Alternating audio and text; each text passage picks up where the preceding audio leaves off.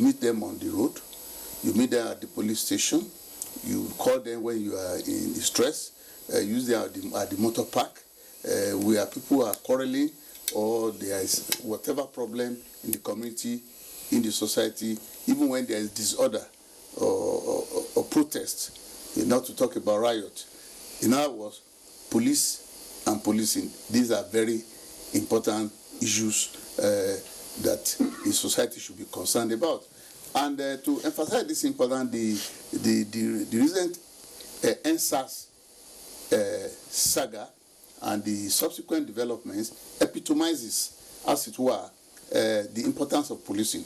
See, the people who are critical of the police, particularly the SARS unit of the police force, and that supposedly led to the protest of the youths. The point I'm trying to make is that government responded as if it was a policing problem, but immediately. But that was the banner. No, I'm coming. Yes. But it was, yes, I know.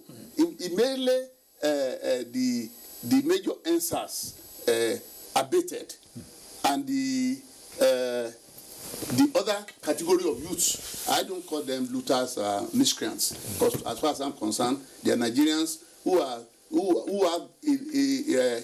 an unacceptable way of manifesting their own grievances, because they are not like the children of me and you, who are able to speak a lot of Turanchi and are able to appreciate A or B.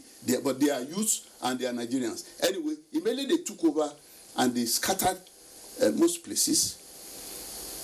And the police had to withdraw, as it were. What has happened? Remember, I'm trying to emphasize the importance of policing. They were allegedly the object or the target of the NSAS. And when the police withdrew, because they were now made to be like a victim, when the so-called looters now came, who are they calling for? Now the same society, including the government, are sort of begging the police, please come back, we love you. But at the beginning, most government officials supported the NSAS to talk about the so-called badness of the police. I'm not saying they are not bad, don't get me wrong. But I'm saying that there's badness in every group, whether journalists, whether lawyers, whether prison officers, whether lecturers, yes, whether students. So I'm just saying that the general condemnation at that point in time was participated in by government officials. But the same government officials now are the ones begging the police to come back. Please come and help us. We love you. You are a friend. That shows you the importance of the people who are criticizing NSAS. They are not police, but a section of the police. Yes. Then the government made it like because now you have all over the country what you call panels of inquiry. Government making it look as if the NSAS protest is actually just about police. It's not just about police. It's about bad governance, not by this government, but by leadership of the country over the years. The meaning is that problems that are created politically, economically, socially, are made into policing problems. When the police force itself is a victim of bad governance over the decades. Yeah, so, I hope you are not going to exhaust all those points. That's why I said no. Yes, just to say that, so that when we need an overhauling kind of reform. Yes, Madam Suleiman Abba, you've been in it. What I mean, Nigeria hasn't been operating a garrison managerial state as we always see, but we need the command structure, and the police, perhaps in a democracy, plays a very vital role. And you've been in it to the apex, to the echelon of authorities, and that is the IG, Inspector General of Police. How did you observe this scenario? Already, I know there's a reform, plans for reform going on by the government. But when you observe that, just as Professor Dikunle said, the recent happenings have triggered something, again, a new dimension to it. Well, let me first and foremost say that We saw it coming. Yes, we saw it coming. And you didn't nip it in the bud? Well, we all contributed in our own way. That's why, for example, in my own case, as IGP, I faced it head on.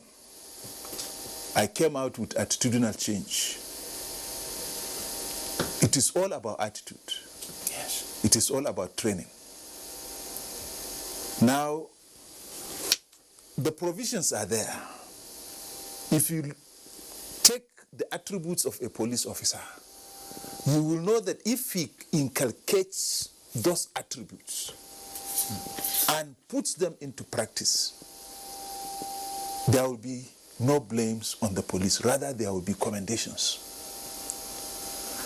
If you go by the regulations on how he handles his firearms, how he uses it, how he comforts himself and know the laws and work with the laws, this kind of problems will not happen. So it is a matter of indiscipline has been going on for a very long time. Officers in the leadership or with responsibilities, and these responsibilities go as down as the line, the first line. But, you know, the supervisors continue to have problems.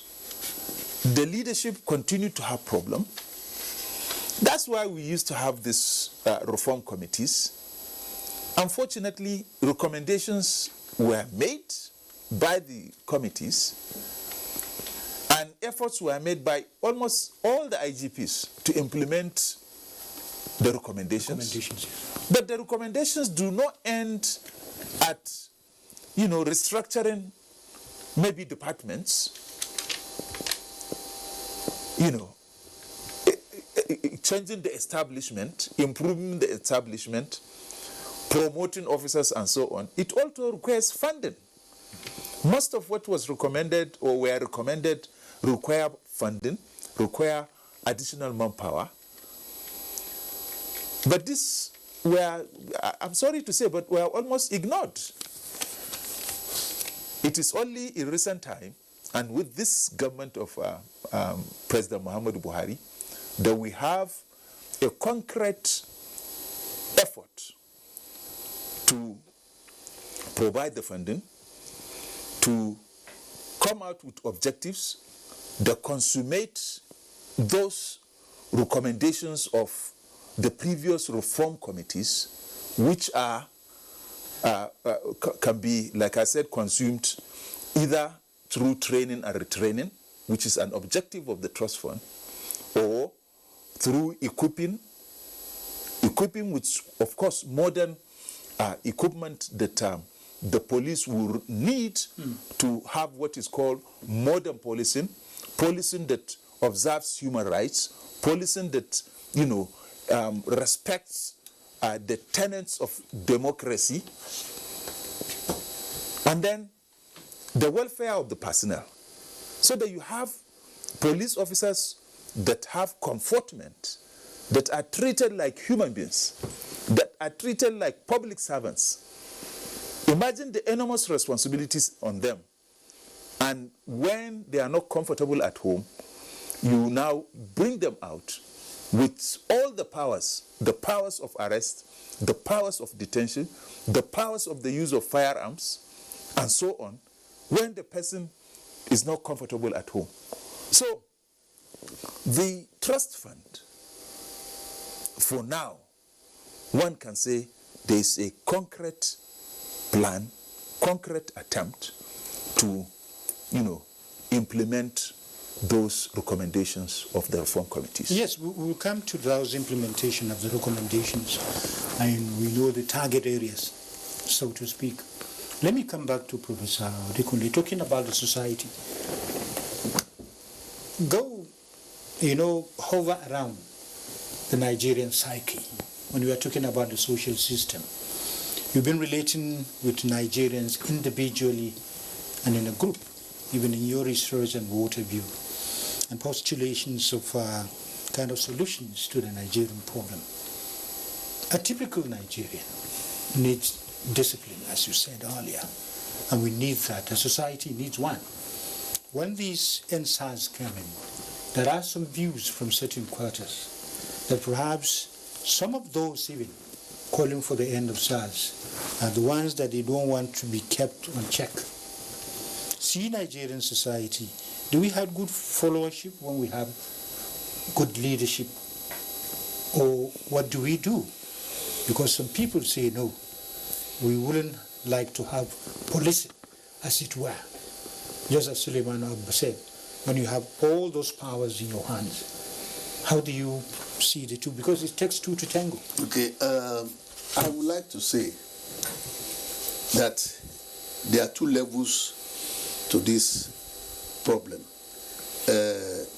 Former IGP Suleiman Abba, who I've known for years, was doting on particular one, that is concerning the police. But the question you have raised talks about the higher level that I mentioned before, the society itself.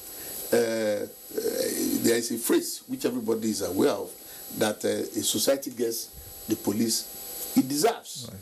So, and most of the problems that are created for police to solve are actually political, economic, and social problems that can only be solved politically, economically, and socially. But they are pushed to the police.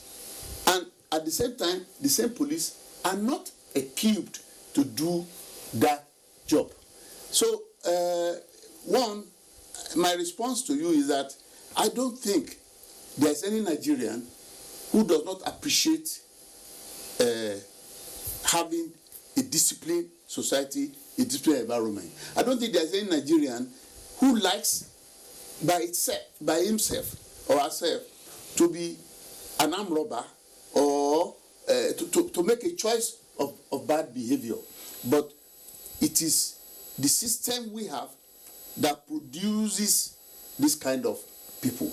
And it is the same system that messes up our police force. Remember, they must have told you repeatedly that when Nigerian police force is posted abroad, whether in Africa, from the time they started going to the Congo, and then the US service, they get medals. Yes. They are appreciated. Into the fight. They are even used to go and train other forces in Africa. The question is, why is it that in Nigeria they are not able to enjoy the cooperation of the population? They are not able to enjoy the trust of the population because of the kind of service they render or they don't render, which again is a result of the society we are in. I gave you a good example earlier on that you have when the NSAS started, most of the politicians or political office holders came out to be in support of the NSAS, to say, oh, we believe them, they have a point, this police, we have to do ABC with them. But immediately the NSAS went down, abated, and the police, the so-called miscreants and looters descended on society. The same politicians are now begging the police to come back. Whereas at the time they were in need of cover, the political office holders, most of them, threw them under the bus at his word. They joined the protesters to condemn that, oh, we have a problem with them, they are doing ABCD. Now, let's leave the society on one side and go to what Suleiman was talking about.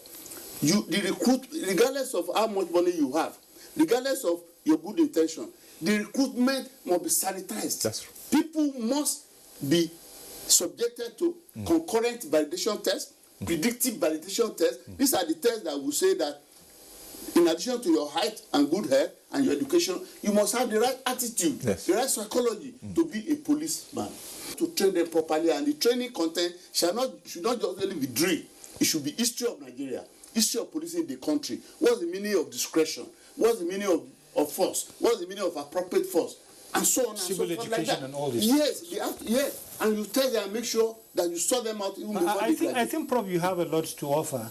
Yes. The kind of the panacea out of this quagmire. No, we are going into a second discussion. Oh, really? In response to the issue of leadership and followership, I think the problem is the problem of distrust, lack of confidence in the social contracts.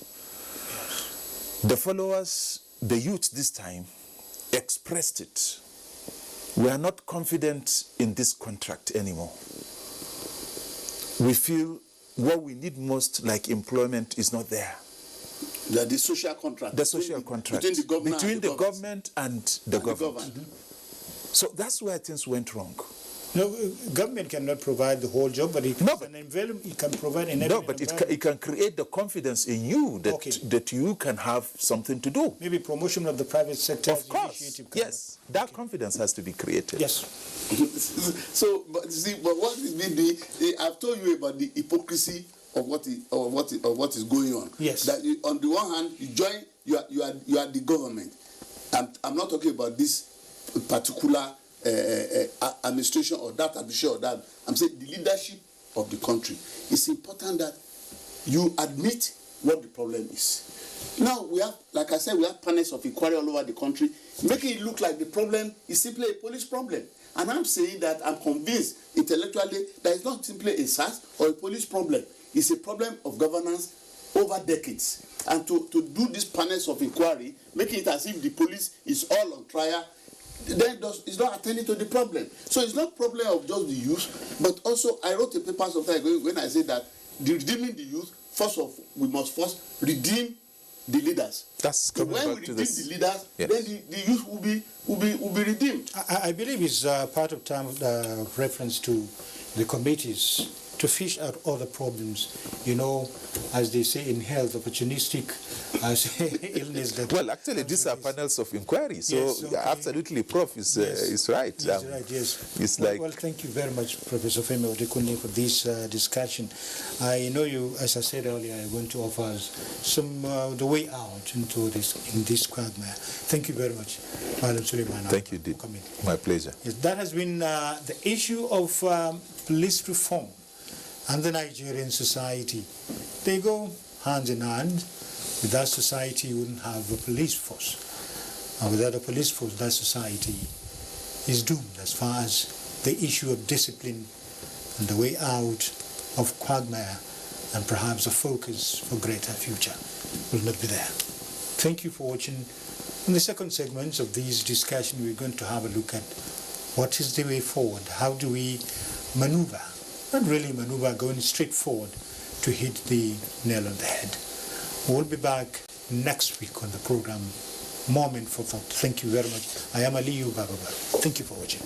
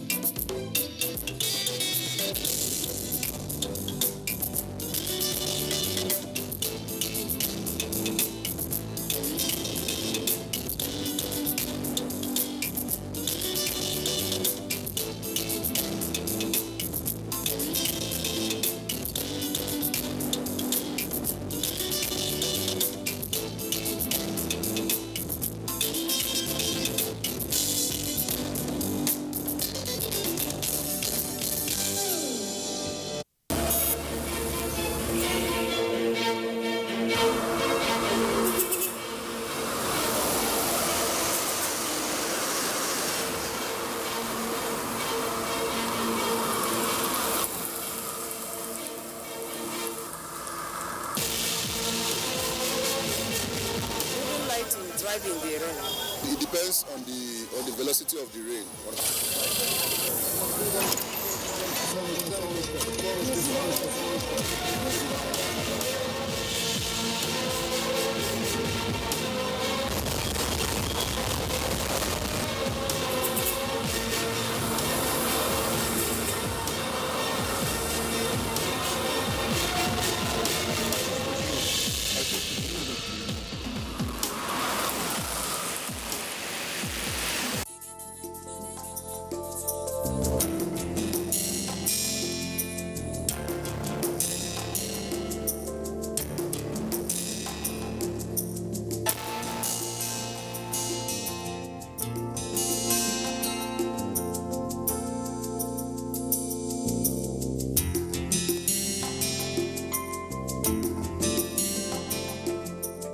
Nigerian handmade beaded necklaces have come in many different designs and styles.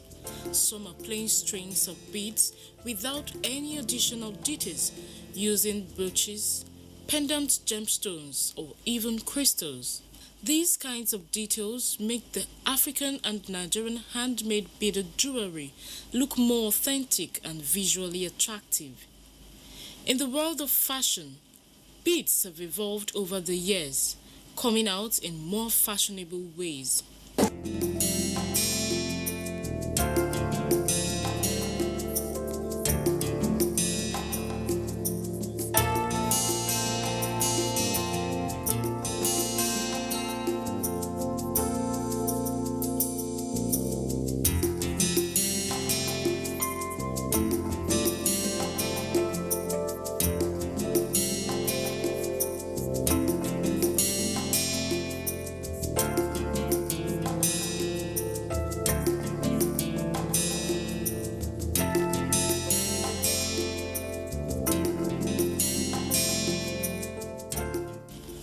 Women have been known to be associated with different kinds of accessories from ages, and today the use of beads have even become more trending.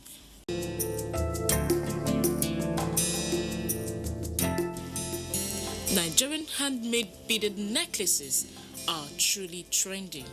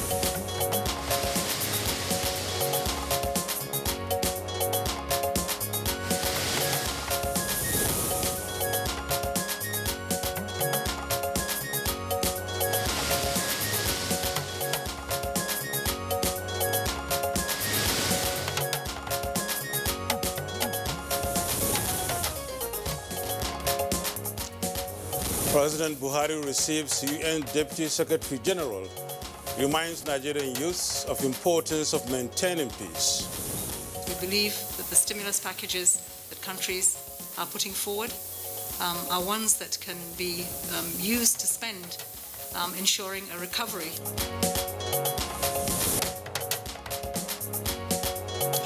More federal ministries and agencies defend 2021 budget at the National Assembly.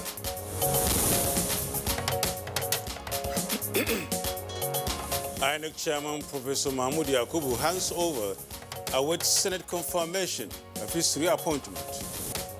It will be inappropriate for me to remain in office beyond today without confirmation by the Senate.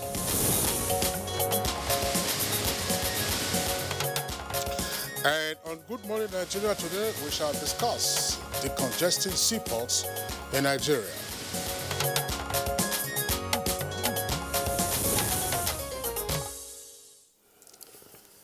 The congestion of seaports, particularly in Lagos, namely the Tin Can Island and Apapa ports, have been a source of concern to many key players in the maritime sector. Now, this development has brought untold hardship to importers and exporters of goods, as containers take several months before being transported out of the ports. According to Dutch consultancy firm Denmark, widespread congestion at the Nigerian ports is costing the nation about $55 million, which is equivalent to about 20.8 billion naira per day. And the persistent congestion has led to the diversion of cargoes to nearby seaports in neighboring countries such as Benin Republic. Usually experts attribute this congestion to so many factors, which include cumbersome clearing procedures, the state of local infrastructure, as well as the ongoing and substantial delay in Nigerian terminal facilities. Now, other factors are the preference for Lagos ports by shippers and the lack of synergy amongst agencies of governments at the seaports, as well as inability to make the eastern ports truly functional. However, the Managing Director of Nigerian Ports Authority, NPA, Hadiza Bala Usman, blamed the non-availability of other value chain in the cargo clearing process at the nation's seaports for the increased port congestion.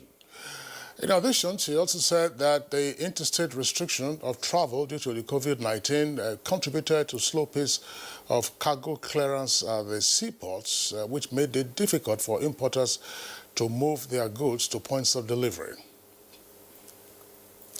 And now that the federal government has completed Onitsha and Baro River ports, what should be done to attract shippers to these and other seaports to decongest Lagos seaports? What then is sustainable, and what is seamless, and what's the mode of cargo evacuation, and what should be adapted to enhance efficiency? This is Good Morning Nigeria, and I am Yusuf Nadabu Usman saying, good to have you on this program today. And I'm Kingsley Osadolo. I welcome you to Good Morning Nigeria. As always, we are reaching you live on the network service of the Nigerian Television Authority. In the course of the program, we have our complimentary segments, and these include newspaper review, business, and others. For now, let's join Joseph Johnson for the highlights of the morning news. Good morning, Joe. Good morning, Kingsley. Thank you for joining us. President Muhammadu Buhari is reminding Nigerian youth of the significance of maintaining peace in the country, as government is doing everything to guarantee a sustainable future for them to live more meaningfully. The president was speaking at an audience with the Deputy Secretary General of the United Nations, Nigeria's Amina Mohammed. All of that really was to express our support for socioeconomic responses, because we believe that the stimulus packages that countries are putting forward are ones that can be used to spend ensuring a recovery that will be better when this pandemic is over. The federal government has set up a 22-member interministerial committee to oversee the disposal of assets forfeited to the federal government. Attorney General of the Federation and Minister of Justice, Abubakar Malami, inaugurated the committee, which is headed by the Solicitor General of the Federation and Permanent Secretary, Ministry of Justice, Dayo Akpata.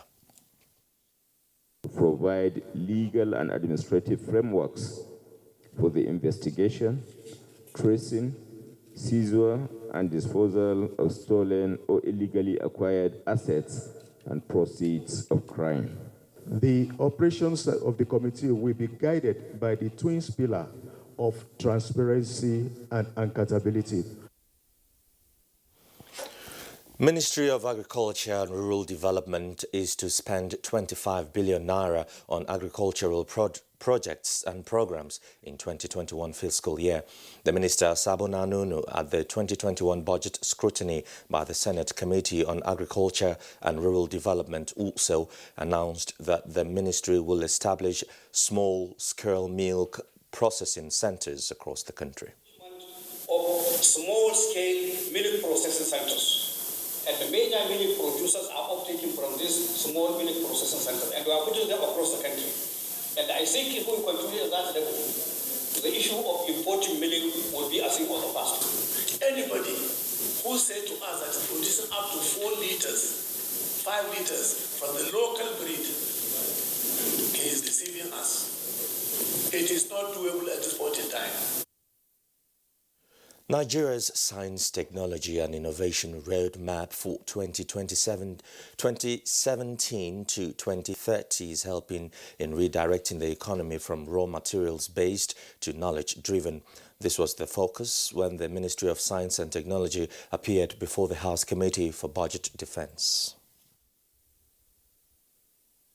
We can use knowledge to convert the raw materials we have in abundance in Nigeria into the products and services that we import. The use of science and technology, homegrown science and technology, can reduce foreign dependence by at least 60%. When I came into office in 2015, I inherited 116 ongoing and abandoned projects with a total liability of 89 billion naira. INEC Chairman Professor Mahmood Yakubu has handed over to a National Commissioner Ahmad Muazu as acting National Chairman pending Senate confirmation of his second term in office. It will be inappropriate for me to remain in office without confirmation by the Senate and swearing to another oath of office as provided by law. Pending the conclusion of the statutory process, the remaining national commissioners have resolved that Air Vice Marshal Ahmed Muazu, retired, will oversee the affairs of the commission. Emir of Zazzau, Alhaji Ahmad Nuhu Bamali, has formally assumed the throne as the 19th Fulani Emir of Zazzau. This follows the presentation of staff of office to him by the Kaduna State Governor Nasiru Ahmad El-Rufai. I make a pledge to you today of our intention to continue the good works of our predecessors, most notably the late Emir Sheikh Prince of blessed memory. And due regards to these customs, rules, and enabling laws, that Almighty Allah chose Your Highness to be our Emir and imposed on me the constitutional duty to appoint you. As the National Youth Service Corps NYSC opens its camps nationwide today, all prospective Corps members as well as members of the orientation camp community will have to undergo COVID-19 test before the commencement of the orientation. This took the front burner at an NYSC parley with editors of media establishments in Abuja. Yes, objective analysis, criticisms and feedback received from the broad spectrum of the media and our publics have really impacted positively on our capacity to operate. We have visited every single camp and made necessary adjustments together with our colleagues to make sure that these camps are as safe as possible. 66,000 prospective Corps members have been mobilized for the 2020 Batch B service year. Finally, Lagos State tops the list of 7 states with new confirmed cases of COVID-19 in the country. The breakdown shows that out of the 94 new cases announced by NCDC, Lagos has 50, followed by FCT with 24. Kwara has 9, Edo 4, Kaduna has 3, while Ondo and Plateau states have 2 each. With these new cases, Nigeria has a total of 64,184 confirmed cases, out of which 60,069 were treated and discharged, while 1,158 have now died of the virus. And that concludes the morning news highlights. Good Morning Nigeria continues with Kinsley and Yusuf after this break. Stay with us. A scorecard like no other.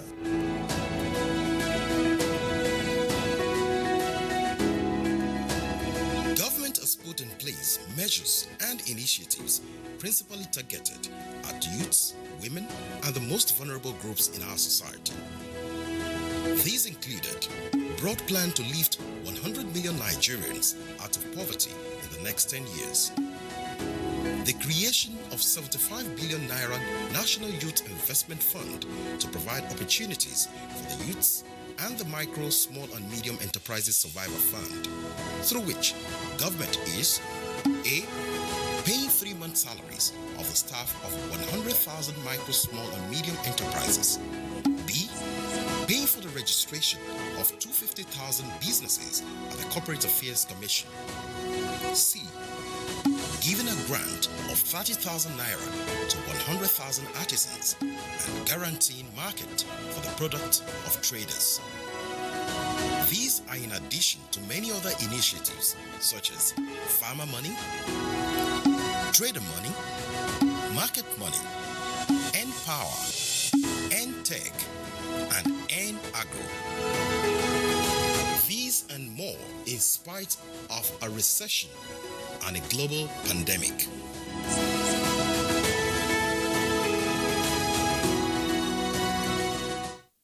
Do you know that social media is not good or bad, and that it is you who is using it that is either good or bad? Bad social media users spread rumors and fake news without verification.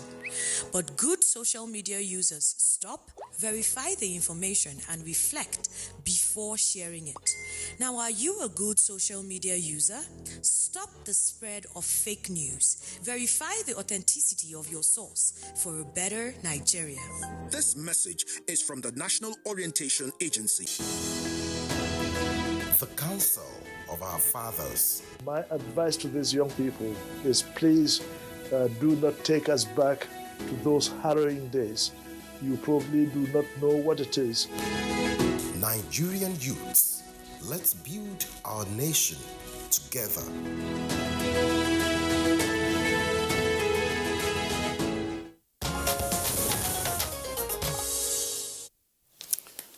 You're watching Good Morning Nigeria, reaching you from Nigerian Television Authority, NTA.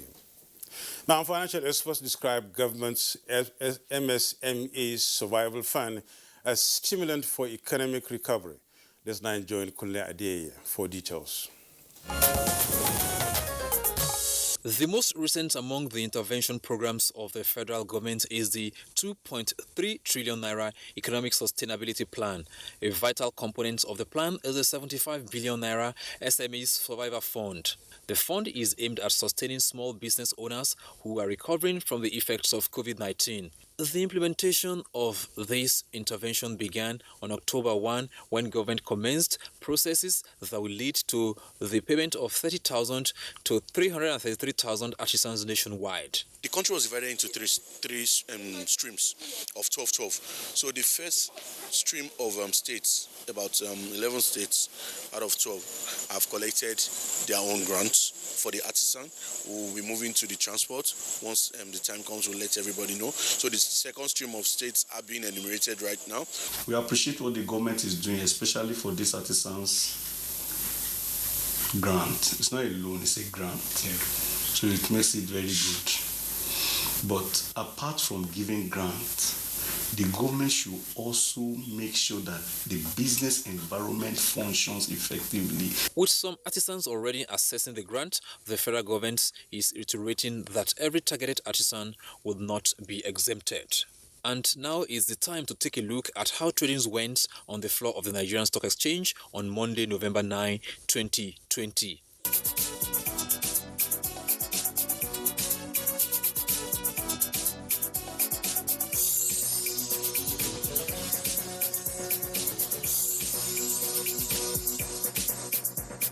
With business news, I'm Kunle Adeye. Many thanks, Kunle, for the business package. Coming up next is Newspaper Review.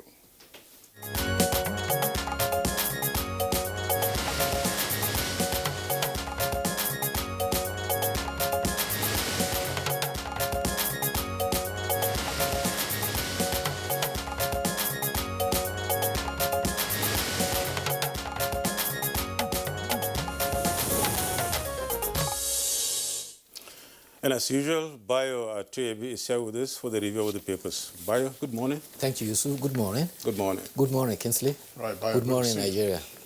Okay, let's begin by taking a look at the front page of the Punch newspaper. And that, of course, takes us above the name flag.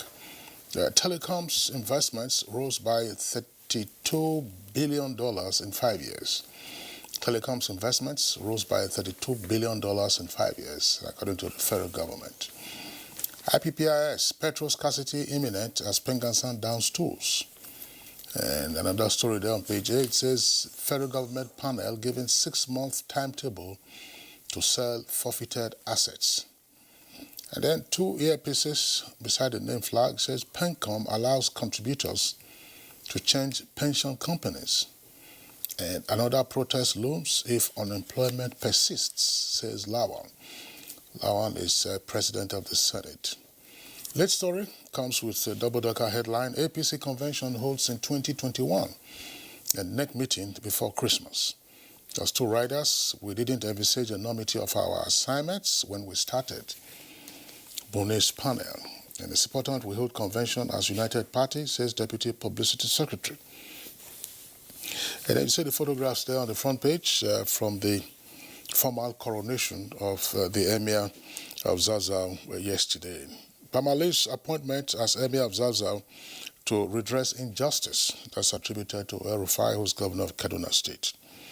INEC, Yakubu hands over to Muazu, and a national commissioner, that's of INEC, resigns. Page 11. Pfizer announces COVID-19 vaccine ready by December, page 28. One killed as bandits attack Zamfara commissioner's convoy. NYC begins compulsory health insurance, mobilizes 66,000 for orientation. Missing genitals. Church members protest killing of fleeing Benue pastor. And 8 die of suspected yellow fever and 8 hospitalized in Bauchi. And on the Daily Trust, we have some few stories here. Starts with the full scarcity that looms as Pengassan begins indefinite strike. That's going to be on page 21. And Buhari orders sale of forfeited assets within 6 months on page 10. On page 8, 100 days after grandfather's dethronement, Bamali crowned as 19th Zazzau Emir. Those have stories there on page 7. Mixed feelings as NYC reopens camps today with some riders which says mobilizes 6,000 core members. Coronavirus second wave possible, NCDC says. And experts urge caution Buhari orders compulsory health insurance for core members. The bottom page is how IPOP used #NSAS to attack Igbo Muslims, says Okonko. That's going to be on page 3. And why I handed over despite my reappointment, says Yakubu, the INEC chairman. That's going to be on page 32.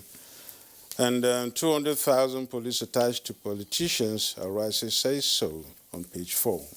The main story here is we paid 6.6 million naira ransom for our daughter's release, Katsina community. And the riders are 26 girls spent 23 days in captivity, no ransom paid.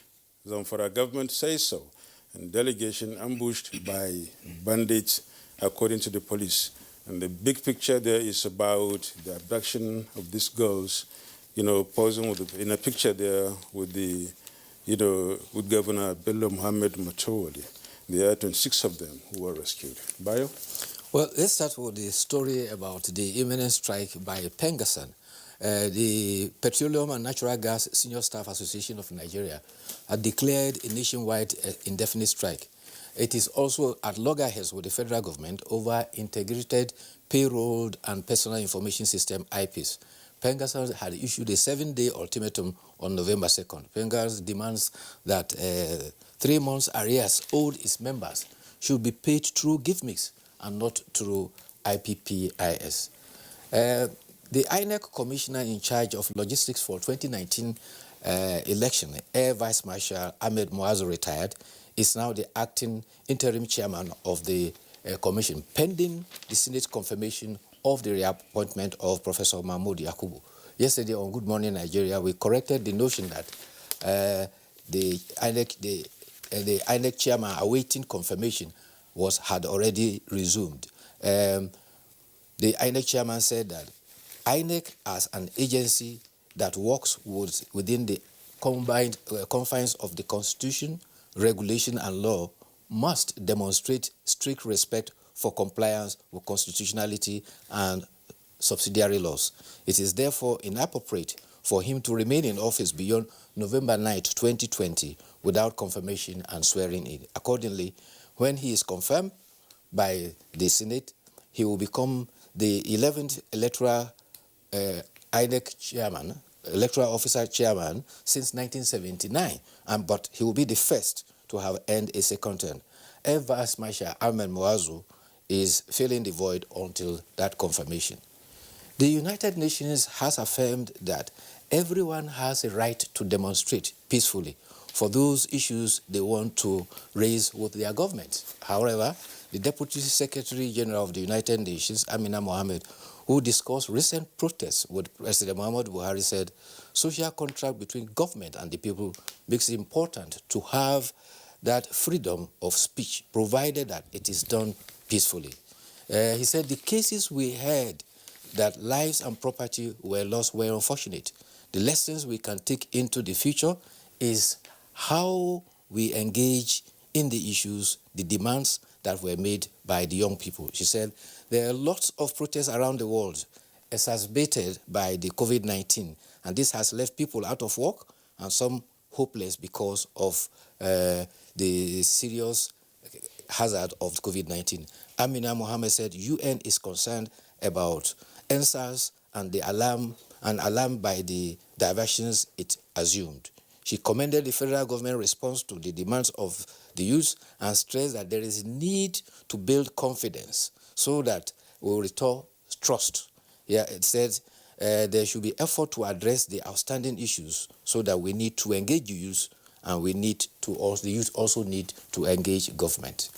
On COVID-19,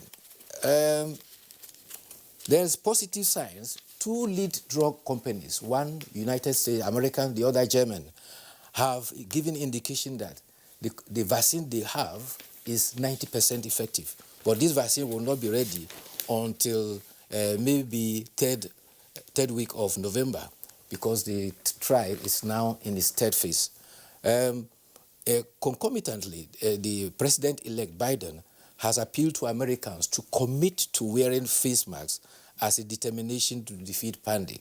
President Muhammadu Buhari has also welcomed the news of a COVID-19 vaccine, and he has enjoined that distribution should be such that it will guarantee protection for the entire world. Meanwhile, Ben Carson, who is the Urban Development Secretary to Donald Trump administration, has also tested positive. David Bosseff, tipped to be the arrowhead of Trump's cases in court, has also tested positive. All of them were at the White House party that Donald Trump threw soon after the elections. Meanwhile, President Donald Trump, the margin for which he was defeated has increased from 273 to 279. Meanwhile, his lawsuits that he filed in court cases in Georgia, Michigan, Nevada, and Arizona have all been thrown out. The new cases he's filing now is to order for recount. Back home in Nigeria, COVID-19, yesterday we had 94 cases in 7 states. Lagos had 50 of them, FCT 24. All the other states have unit cases. So far, we have 64,184 cases. Last week, Nigeria recorded as high as 937 cases. And that is why the Nigeria Center for Disease Control is raising an alarm that we need to continue to observe the protocols so that we don't go into another second lockdown. By last week, we were in the 45th week of the pandemic. So far, Nigerians have had a total of 686,395 persons tested. This is a far cry percentage that is required of our 200 million plus population. So if we must defeat pandemic, testing is the way to do it. I just, there are a number of stories, Nadabo, there are a number of stories on the front page that we can quickly take a look at before we take in the editorial. One is the strike by members of Pengassan. What is their issue with IPPIS? Because I have read the stories, at least since they announced that they were going on strike. I'm unable to grasp it. What is their grounds with IPPIS? I'm asking this question because Pengassan membership straddles both those who work in the public sector and those who also work in the private sector. You have Pengassan members who are in the IOCs, that's to say International Oil Corporations. And then you have Pengassan members, of course, who obviously work with the National Oil Corporation like NNPC or the Ministry of Petroleum Resources. Yes. So are those who work in the private oil companies also on IPPIS? Are they also quarreling with IPPIS? What is the grounds about IPPIS by Pengassan to warrant the strike action. I don't have that information. Maybe you do. Gentlemen. From what I read, gleaned from all the newspapers I read, in fact, there's even a thread that Nupeng too will invariably join. And their contention is that they have 3 months' salary that is owed, and it was paid. They used to be paid on gift mix, which is the other format. They are insisting that arrears must be paid. It should not be paid on the IP's platform. Apparently, from what you have described, it means that those who are protesting on the basis of IPs are those of them who are working in a government agency. It is no business of those who are working the IOCs to Once protest. you are outside the government payroll now, you don't have any business with IPPIS. So But virtually not all of them are on government payroll, and I think your question is pertinent. They should look at that. Nigeria should know this. Secondly, they are saying that they have been owed 3 months arrears, and they don't want that arrears to be paid through the IP's platform. They want it paid through gift mix. Yeah, maybe they are following on the footsteps of ASU. There's no doubt about that. Following on the footsteps. So why are they insisting on going back to the previous method by which they were paid? If there's been a migration to IPPIS, why do you want to return to the? Or are they also arguing that IPPIS has national security implications? That's part of what ASU has indicated. In the meantime, those who are in the military and paramilitary services are on IPPIS. And they didn't even indicate if they also have an alternative system, like the Academic Staff Union of Nigeria. You want to run a parallel system of government or what? Which means every other organization will start coming with alternative. Absolutely, not that. I mean, that's the worrisome thing. The other issue, this one is just a matter of maybe reportage or the statement coming out from the institution. It says, federal government panel giving 6 months timetable to sell forfeited assets. I started reading the story online yesterday and up until this morning. And the critical information that you will be looking out for, you don't find it in the story. Namely, the panel is chaired by the Solicitor General of the Federation. That's Dayo Akpata, who is a senior advocate of Nigeria. But 2 issues. Who are the other members of the panel? For instance, do you have estate surveyors and valuers as members of the panel? Because if you are going to be selling forfeited assets, there will be presumption that among those assets will be landed property. For sure. So who is an insider that can advise the panel? That's 1. 2, do you also have professional auctioneers who are members of the panel to also advise the panel? They don't have to be the ones to sell, but to say, look, the procedure being adopted by this external auctioneer is against the rules. We are unlikely to get a fair or better price if we were to follow this procedure X, Y, Z. I'm just saying that information relating to the full membership of professionals who ordinarily should be on this kind of panel, the information is absent. I think what I gleaned from that news yesterday again is that it is an interministerial committee, which means that ministries with relevance background as regards evaluation of government property and the process of their sale are incorporated to provide their in-house, in-government professional advice. Usually, when government assets are to be disposed of, there is always the involvement of the Ministry of Works and Housing, and they provide some of the expert knowledge. That is why it is an interministerial panel, and they will be able to aggregate their expertise as regards the value of those assets and the sale. But the time limit has been given to them so that they can be disposed of.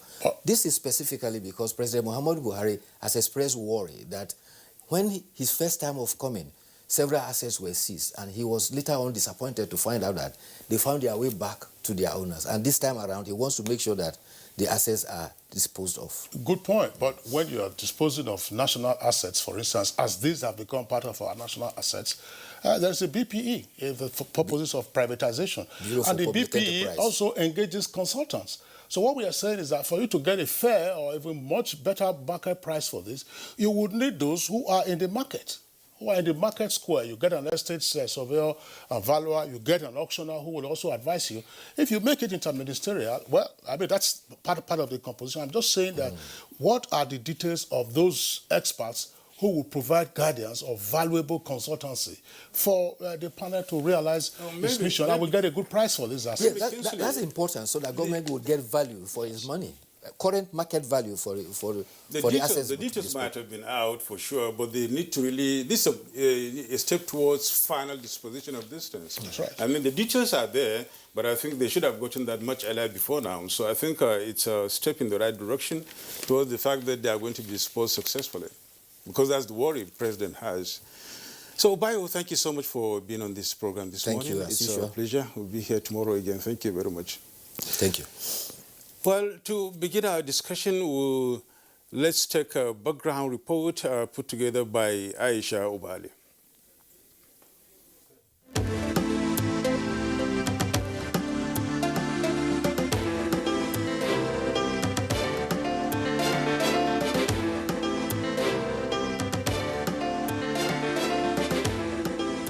Harvest is coming.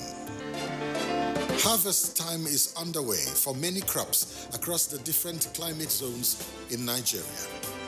Notwithstanding the slowdown to the global economy caused by the impact of the coronavirus COVID-19 pandemic and floods in some areas, farmers in the cotton, rice and maize value chains in the northern and southern parts of the country are optimistic of huge tons of harvest, thanks to the interventions of the Central Bank of Nigeria, CBN, through its Anchor Borrowers Program, ABP. A total of 200,000 farmers and 212,000 hectares in the cotton value chain were financed to the tune of 47.2 billion naira. The estimated yield is 424,000 metric tons, with value creation of 76.3 billion naira.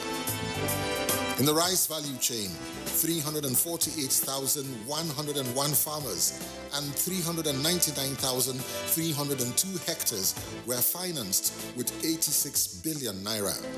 The estimated yield for rice in the 2020 wet season is 1.6 metric tons, with a value of 224 billion naira expected to be created.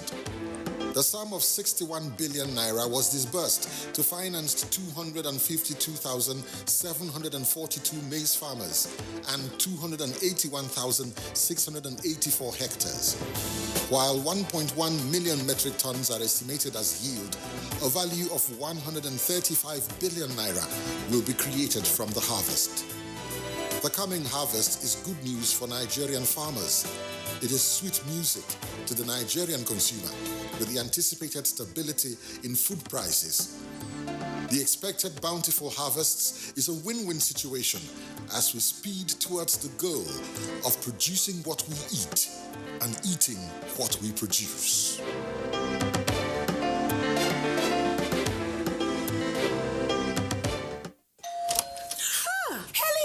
Hello, madam. Would you like to join us on this mission? Yes, but how? Just one question for you.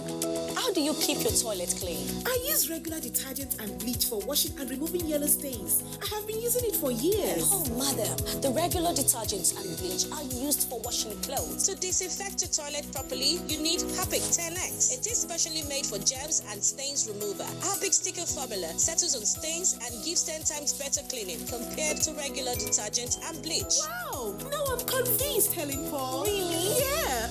Now that she's part of the mission, the next house is yours. The counsel of our fathers. I will urge and advise our younger generation to use talent and brain to sort out problems, not arms. Nigerian youths, let's build our nation together.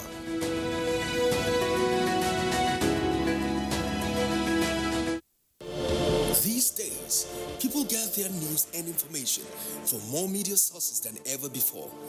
Some of the news and information given are fake, unverified, doctored, and manufactured to create confusion, stir disaffection, and cause disunity. Before you believe or share any news, ask yourself, is this real? Is it from a credible source? Is it verified or verifiable? Fake news is dangerous. Whether you do it for fun or for political gains, real people can get hurt. Fake news, don't create it, don't spread it, This is a public service announcement from NTA.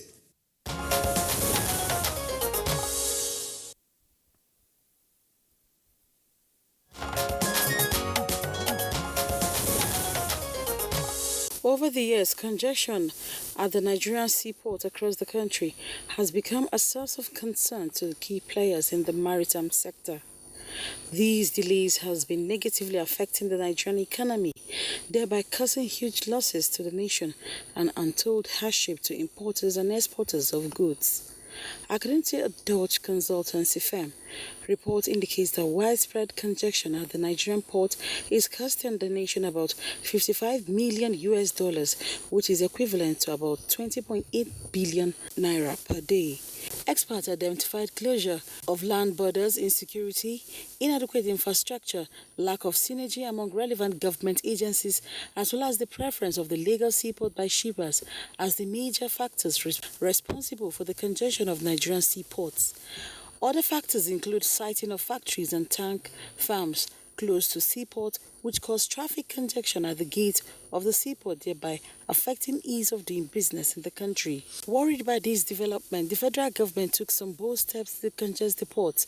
These include rehabilitation of the Onitsha River Port in Anambra State and that of Baro in Niger State, among others. Other measures include diversion of vessels to other terminals, such as Eastern and nearby ports, if they cannot be served at the Lagos Port Complex within 4 days. Analysts believe provision of good infrastructure and other incentives could attract importers to other seaports to reduce the gridlock at the Lagos seaports. What can be done to make other seaports functional to attract shippers? What strategy should be adopted by relevant agencies to allow seamless movement and process at seaports? What incentives should be put in place to lure importers to inland river ports and other ports in the country apart from Lagos? Guest on Good Morning Nigeria will profile a way out of this economic challenge shortly.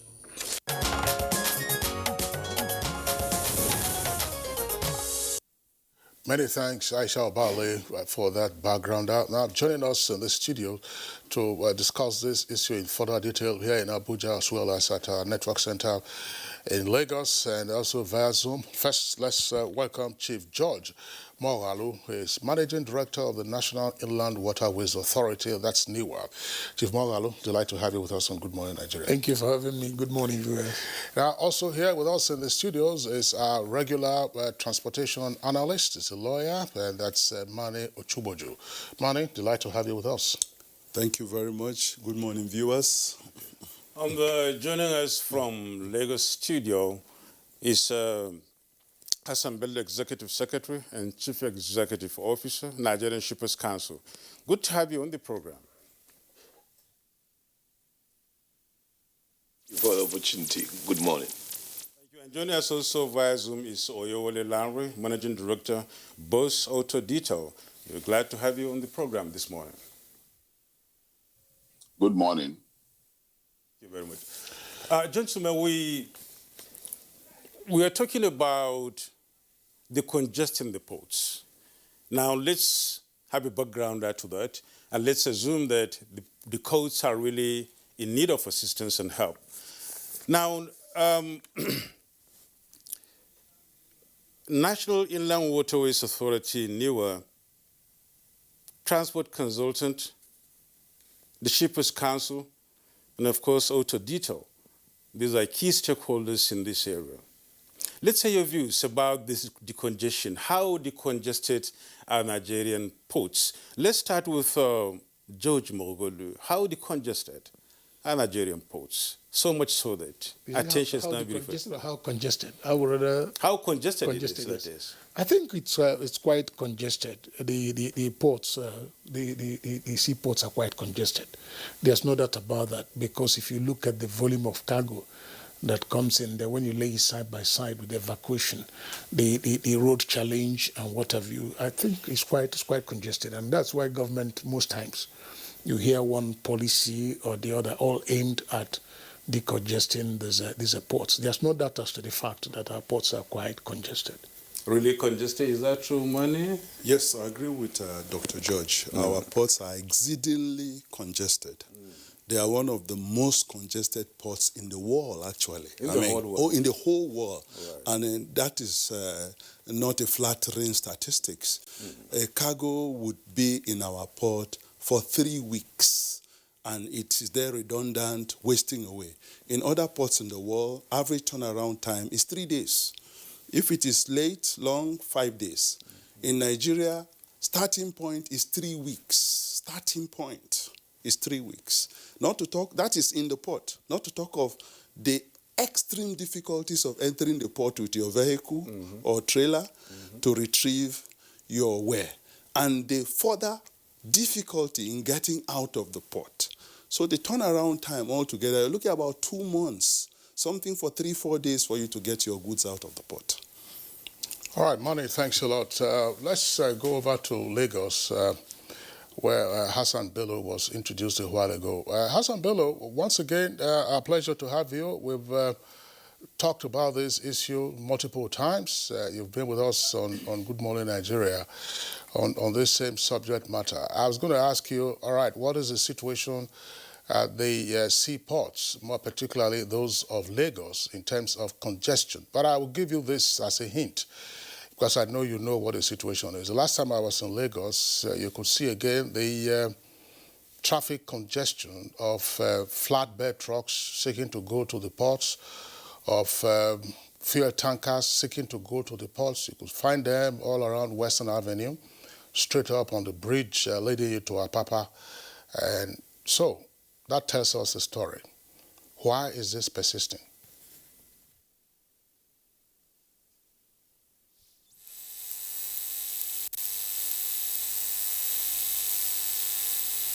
Effectiveness. The situation we find ourselves now, it's that of congestion, but that is attributable to many factors, chief of which, in my opinion, is plain lack of planning. We should have seen that there will be growth in population, in our consumption pattern, in so many other things, so that we will plan the Apapa ports to, take into consideration what will have happened from 1980s to now. Population growth 2.5% conservatively. We should have, opened up, the ports, so to say. And the main reason being dependent on one major source of evacuating or delivery of cargo, which is the road. We don't have rail connection or effective rail connection. It is only now that we're using the inland waterways. So a port is as good as the multimodal connection it will have. You can't rely on one mode of transportation. That is the road. Besides, the infrastructure has failed. The roads that we depend on also, has failed with a lot of, patches here and there. There is now going to be reconstruction of all the roads. But there is cargo clearance procedures which are primitive, laborious, and onerous, and cause a lot of inefficiency. For example, lack of scanners at the port, which means 100% examination of cargo, is tedious. It's 5 hours thing for one container, while if you had scanner, maybe it's 5 minutes. So a lot of things are on, but the most important thing is to reflect what the government has done. And government is now very much on the infrastructure. Government is providing scanners. We are experimenting, let's say, or reintroducing multimodal delivery and evacuation of cargo. There is also patronage of the eastern ports, which is very important. Nigerian Ports Authority, for example, reduced the charges at eastern ports, and I think now we have reasonable traffic at the eastern port. But we have to talk about larger issues of connectivity with the hinterland. We have to talk of the seaports. Also, which should be other ports, like the dry ports, the river ports. So I think altogether, I'm seeing that if all things come together by first quarter of next year, we will have some semblance of order. And the dwell time, of cargo, which my colleague has just said, will dwindle. We are looking at 7 days. But then Nigerian ports also operate only during the daytime. We should have 24-hour port operations. You know, it's like the airport. The airplane lands at 3 a.m. at 2. But in Nigerian ports, from Monday to Friday, and everybody shuts down. That which we are now trying to revive, it is very important. All this coming together, we will have, you know, a more efficient port system.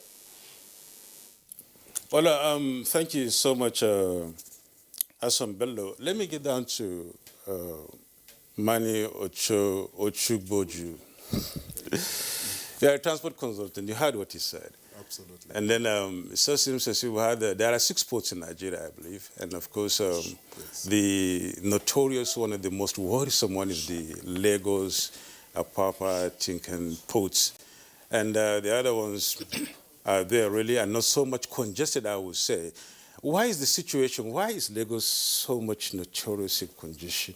And why is it that people seem to be heading towards Lagos and Lagos instead of Calabar, rivers and other ports? Let me start with agreeing with Hassan Bello. He said there have been an issue of lack of planning. Okay.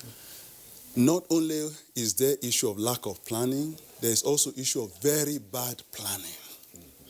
Over concentration of port resources in Lagos was very bad planning. We have ports in the eastern region of Nigeria. What do you mean by port resources? Port resources, we have 2 ports in Lagos, for example. And of these 2 ports in Lagos, we have Warri Port, we have Calabar Port, we have One Port, we have Port Harcourt Port. We have 4 other ports outside Lagos. In fact, 5 to be precise. Of these 5 ports, they have cargo traffic of just about 15%, while Lagos alone has about 85% cargo traffic. That is error of planning. 2, we have other facilities in Lagos that are inadequate now for Lagos alone.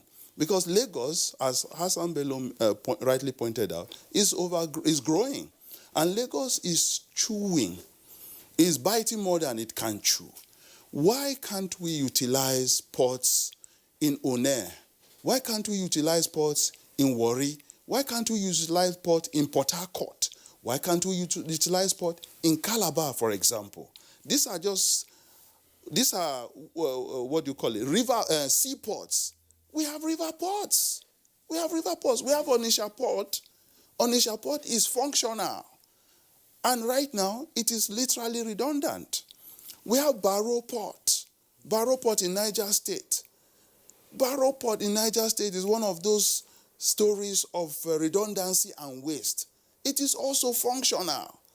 And it is not in use. It's not in use because the roads leading to it are non-existent. You can't even get to Barrow Port with a motorbike. It is that tragic.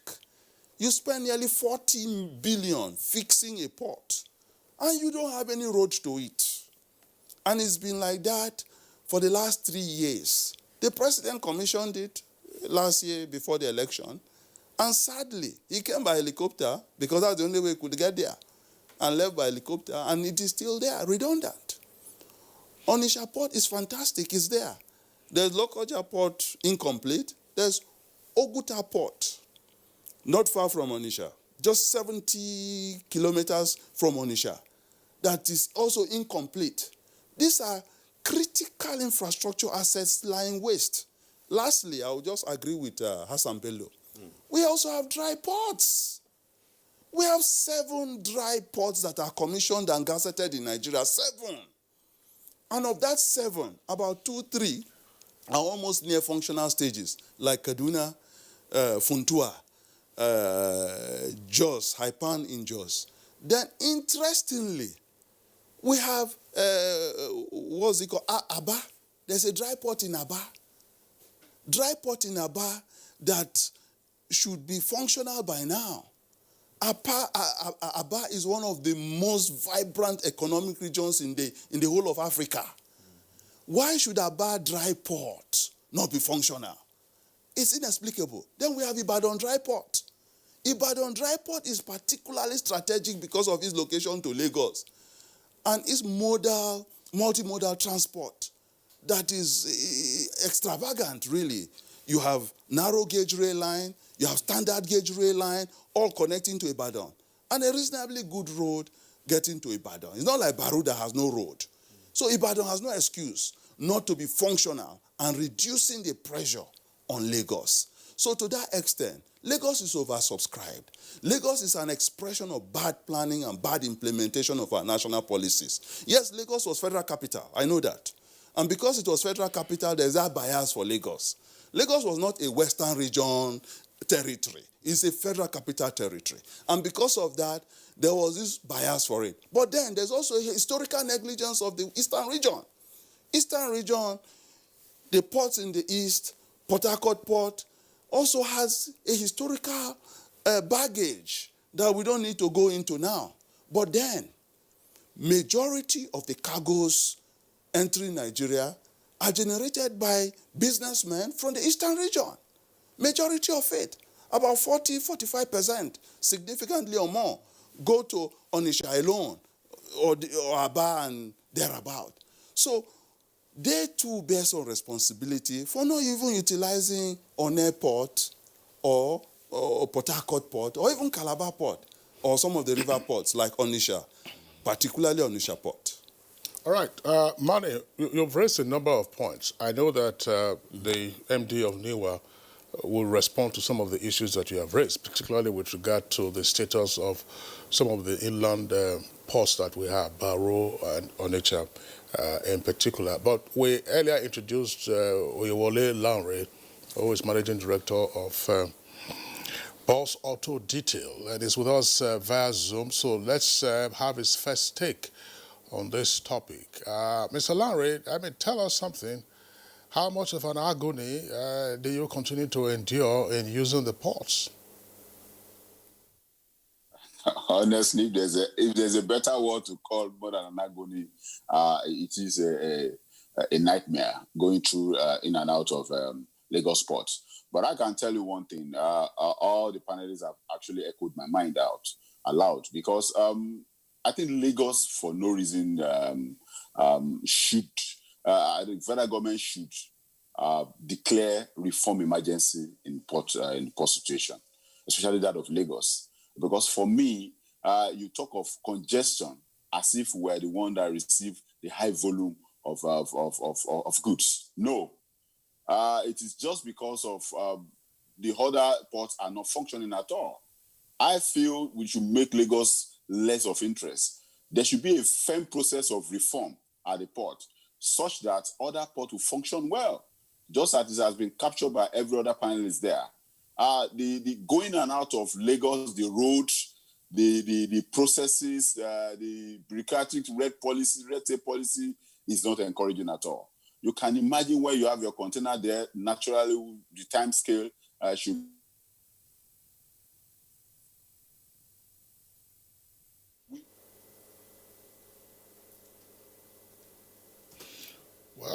The turnaround.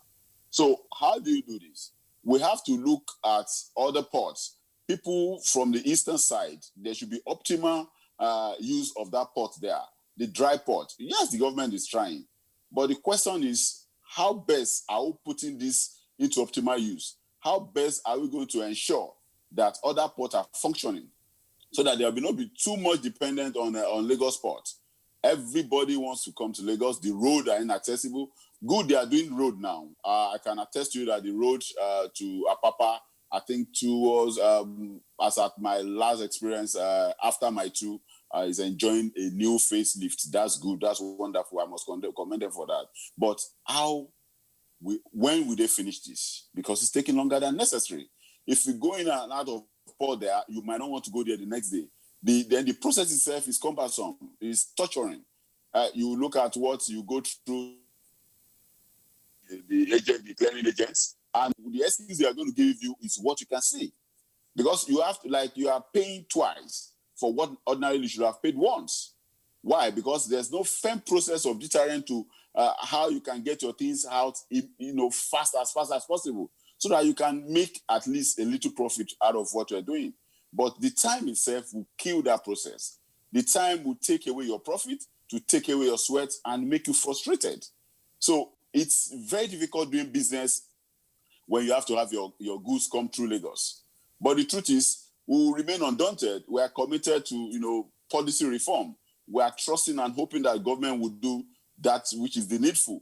And from the development of other ports, the dry ports, the eastern ports, what needed to be done at the access road to that area, once the access road there is good enough, then there will be less interest for people who are on that axis, like the Aba, which to me, I can agree, that is the commercial hub of Africa, in view of the volume of what they bring in there. So it should just make Lagos less attractive, such that other people can use other ports.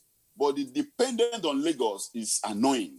The experience is not what you want to share with anybody. Because when you go there, the road itself, the process itself, the red tape policy, the extortion by touts and all that, I think an emergency on port reform should be immediate. It's urgent, such that we can enjoy this thing. When government do so much and you can't see anything, then that means we have to think out of the box. They have to go there and study this very well. For businessmen, I bring in cars an average of 3-4 containers every month. But now I have to just slow down, because it will take almost a month for you to get 2 containers out for business reasons. One. Well, it seems we've lost Oyewole Lanre there, but let's get to the Managing Director, National Inland Waterways Authority, George Mogolu. You've heard what you said and what they said, and of course, the onus lies partly on your shoulder, looking at how the inland waterways could assist in trying to decongest Lagos port and some other ports in this country. Do you agree with the position of Lanre there? Yes, not only Lanre, I agree with even the one Mani raised. These are fundamental issues that are clear, which are not subject to trying to change them. Let me put some issues in proper perspective. Like Mani rightly observed, the Onitsha River Port is a world-class port. The Barrow River Port, world-class port. When I mean world-class in the sense of proper construction, properly equipped to serve the purpose for which they were established. And like he also mentioned, as we speak now, the Lokoja River Port, the Jamata River Port, is over 55% completed. Same applies to Guta River Port, over 55% completed. And these are ports that it is either we complete them or the investment already made by the federal government becomes a waste. And that is what I don't want to hear, wasting resources. Now, when I came into office, I saw this issue of decongesting the Lagos port as one of my primary considerations. Because the analysis we have done confirms the fact that over 50% of the containers that arrive in Lagos end in the southeast, either in Onitsha or Aba. And over that number, that percentage also from One also ends up either in Aba or in Onitsha. And the question is, if 1,000 containers, for example, are going to leave Lagos to Onitsha, what that translates to is that 1,000 trailers must be on the road. If it's 1 million containers, 1 million trailers will be on the road. And our roads are not designed to carry these weights. So there is no way our infrastructure, road infrastructure, will survive. So that alone is enough consideration for us to think out of the box. And I now said, we must move containers, consignments by water. Nigeria is a country blessed by God. We have over 10,000 kilometers of waterway, and you can reach 28 states of this country by water. Sadly, it's only over 3,000 kilometers that is all year navigable. But within these 3,000 kilometers that is all year navigable, you can do Onitsha, Lagos. You can do Onitsha, One. On the 16th of last month precisely, after I've thought about this, I said, okay, let me try something. I got a team. We sat down and in our authority.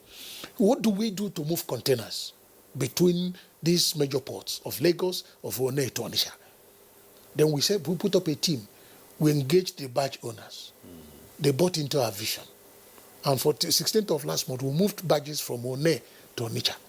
And they moved empty containers to One successfully. So we decided to break that jinx because nobody now will tell me that it's impossible. As we speak, we've set up the machinery to move containers by water, also from Lagos to Onitsha. And we want to do this within this month so that we can also break that jinx. Because if we successfully do that, I don't see why we cannot remove all these containers that are intended for Onitsha or Aba. Why can't we move them by water?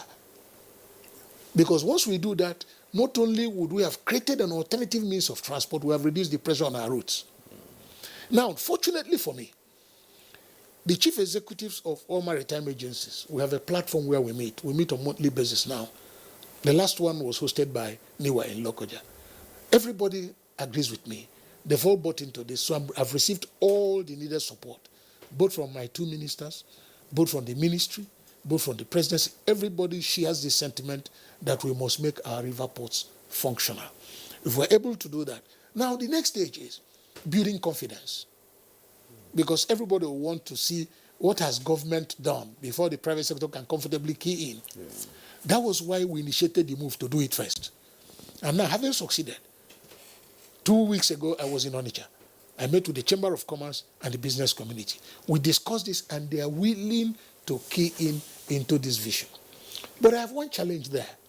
And that challenge, which I've started working on now, is making Onitsha a destination port.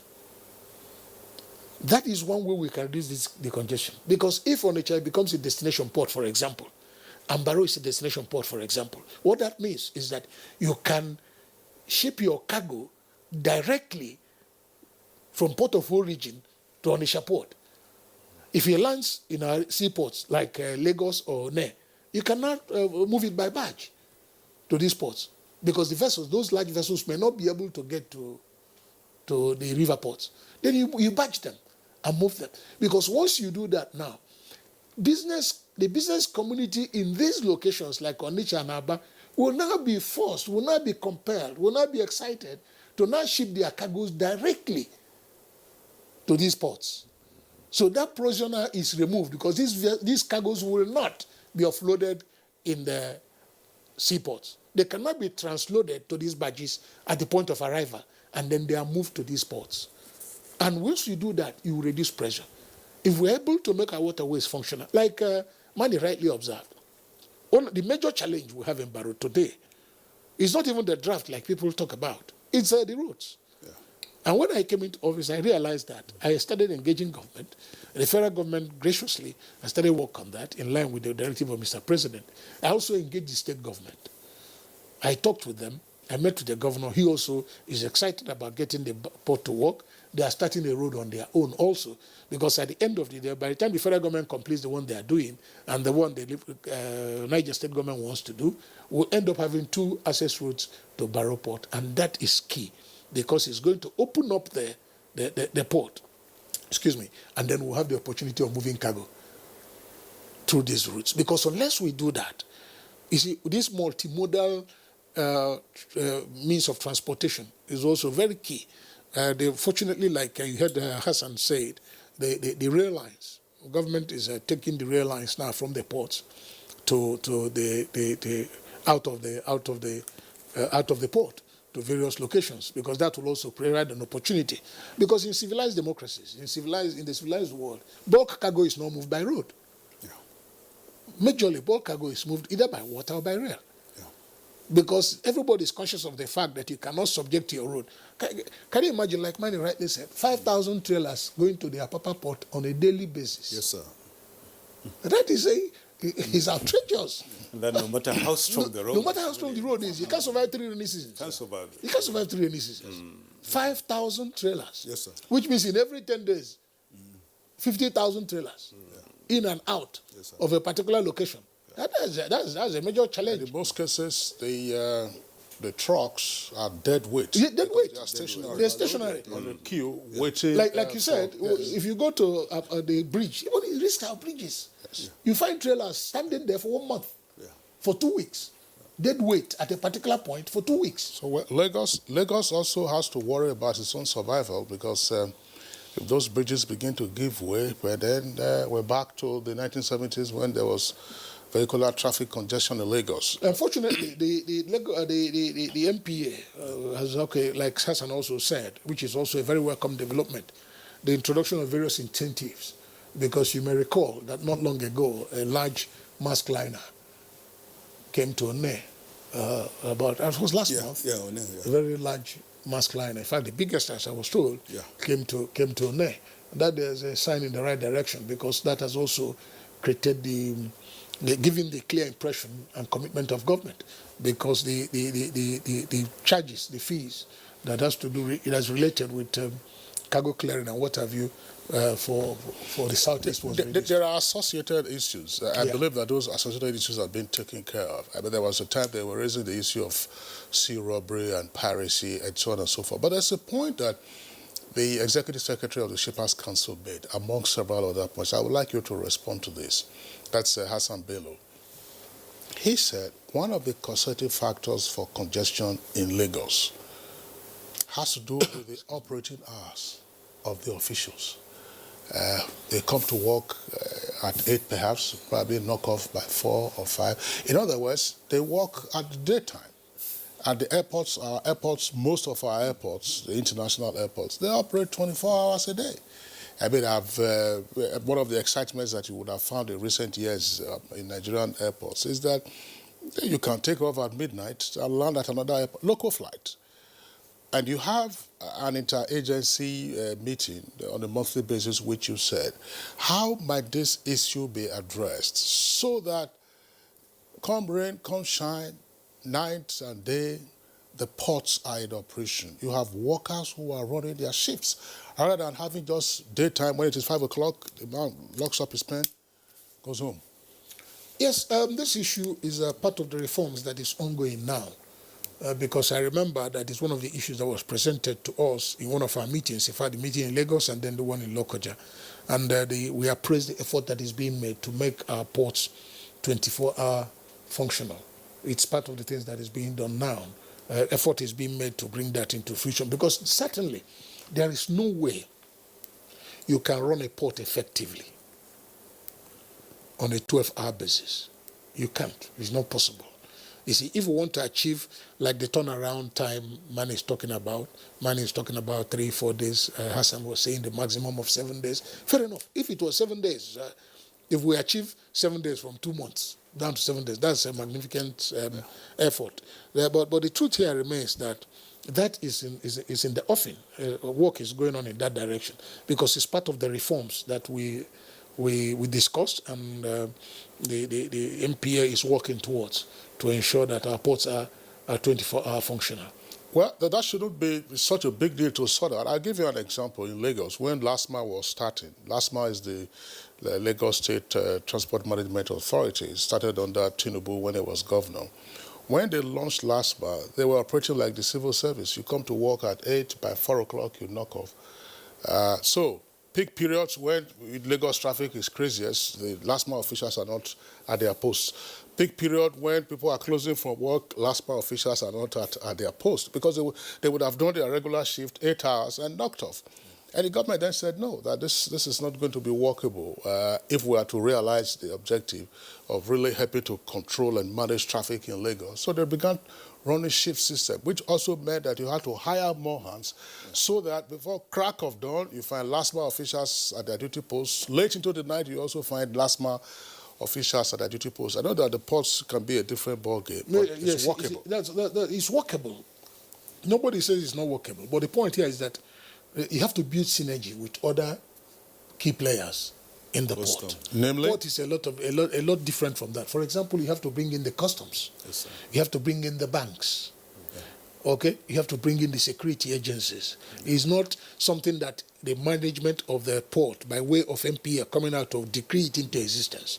Like in our last meeting, customs was invited. In our last 2 meetings, we invite customs. We invite the marine police, the newer police, we invite them to be part of what we are doing. So you need to build synergy. You need to get every part, every component to key into it, so that you can now have a seamless. Otherwise, you solve one problem and create a new one. I just wonder. Nadabo, I would like Hassan Bello to respond to this. Alhaji Hassan Bello, what's your reaction to what the managing director of NIWA is saying with regard to getting the right synergy. You see, you're slightly distracted there. Hassan Bello, what is your reaction to this? Yes, we know that there are multiple agencies that work, but again, if you were to use the analogy of our airports, customs are the airports round the clock. Immigration are the airports round the clock. Airport securities are the airports round the clock for international flights and even for local flights. Could this be a challenge in trying to achieve round-the-clock operations at our seaports? It is important we have that synergy, as Chief Mogolu has said. But even more important is technology. We need to have a digital port. We need to have a contactless port. When you go to the port or the port environment, it is seedy and not acceptable. With the millions of people milling around, you have people selling even engine oil, some kiosk. In the whole port environment needs to be sanitized. And if you have digitalization of the port, it means there may not be human contact. Less people will go to the port. If I may make the comparison with the banks, if you remember, the banking halls, maybe 10 years, 5 years back, were full of people jostling, making transactions. But with the introduction of technology, you go to a bank, you hardly see anybody because all the transactions are done online. Again, this is one of the most important things for us to do, is to digitalize the port, make transactions online, and having a port community system. This is also one of the cardinal reforms which the Chief Executive Forum will have to look at. We have found out that 62% of the port operations are actually done online. But we want to push it further, that in the first quarter, we'll have about 85%. The more you reduce human contact, the more efficient the port will come. But I agree also with what Larry said, very beautifully put, that it is tedious. Lagos is oversubscribed. However, we must take note that it is the shipper who decides where his cargo will be brought to. We cannot decree or influence or put a gun to the shipper's head and said, you have to take your cargo to Port Harcourt or Calabar. So most people prefer Lagos because of certain issues. Cost, for example, it may be costly even by the, freight. If it is $1,000 to bring a container from China to Apapa, it is $1,500 to do the same in Calabar or something, certainly because of security issues, but which I think the government is also looking at. So what I'm trying to say is there's a lot of hope, that putting all these things together, and again, government is not just lying idle. Government is building a new port at Lekki. The port at Lekki will have profound effect on shipping, not only in Nigeria, but the whole of Africa. Because this is a large port, adequate draft, large vessels, economies of scale, situated in a free zone for export. The same thing with dry ports. For example, the Kaduna dry port is a port of destination and is a port of origin. However, we are always mindful of the rail capacity because goods are moved by rail because of the volume, and someone said bulk. That is true. Mani also, said these ports must come into operation. And that is also very important for us to do that. So what I'm trying to say is I see a brighter thing. The government, as Larry said, is building that road, but we cannot rely on Apapa and Tinkan Islands. Rail are being pushed to that. We need to build modern infrastructure. We need to build more ports, like the Lekki port, like the port in Ibom, Akwa Ibom, and maybe some 1 or 2 Boni deep sea ports. These are also very instructive and very important. But I think what we need to do to make Apapa Tinkan effective is that 24-hour port operation, and we can see what is militating against it. It's lack of technology. Why will everybody go to the port and find out the expected date of arrival of a ship? when you can sit in your office and find that. The bill of lading is electronically sent now. No need for you to go and say you need to stamp payments or to make payments. The banks are there. We work with the banks during the lockdown, and they are far ahead. The custom also is a very good technologically. The custom, the e-custom thing is a very good prospect. Once we have the custom, the banks, the terminals themselves, the shipping companies, and the freight forwarders and the shippers in sync in one community, then you will see that the issue of clearance of cargo will come to 7, which is the regional average. We are now doing 20, 21 days, despite all the distortion. Now, the road has distorted, or the lack of road, or the congestion has distorted the whole economies of the port. And we need to go and clean, clean the port environment, because the port environment does not encourage, any meaningful. Even if you build the roads, there could be the problem of people selling engine oil, trucks staying there, causing congestions. And we need custom to also abridge their processes so that we can move ahead. So I believe Mani, who is very passionate, about dry ports, Kano, for example, has just spent 1.4 billion in provision of infrastructure for the Kano dry port. Look at the Maradi, rail line. Look at what it can do. 300,000 tons of cargo to be moved from Lagos to Kano. And you could see what it will have on the local economy. In Kaduna, the dry port has already brought some semblance of growth in the economy, employment, so many other activities related to the port. So when you have a dry port, you have a seaport, what you are doing is taking the economies of Lagos or part of it, or Port Harcourt, to those places. You open up the economy, you include people, and also for export, because export, is a must for Nigeria, as we will say. We have to export. We really need to export. And these are apertures for export, which we have to do keen. I won't go as long as saying what Larry said, we declare emergency, but I think I agree with you, there should honestly be appraisal. And I think that forum for chief executives of agencies is doing exactly that. Thank you.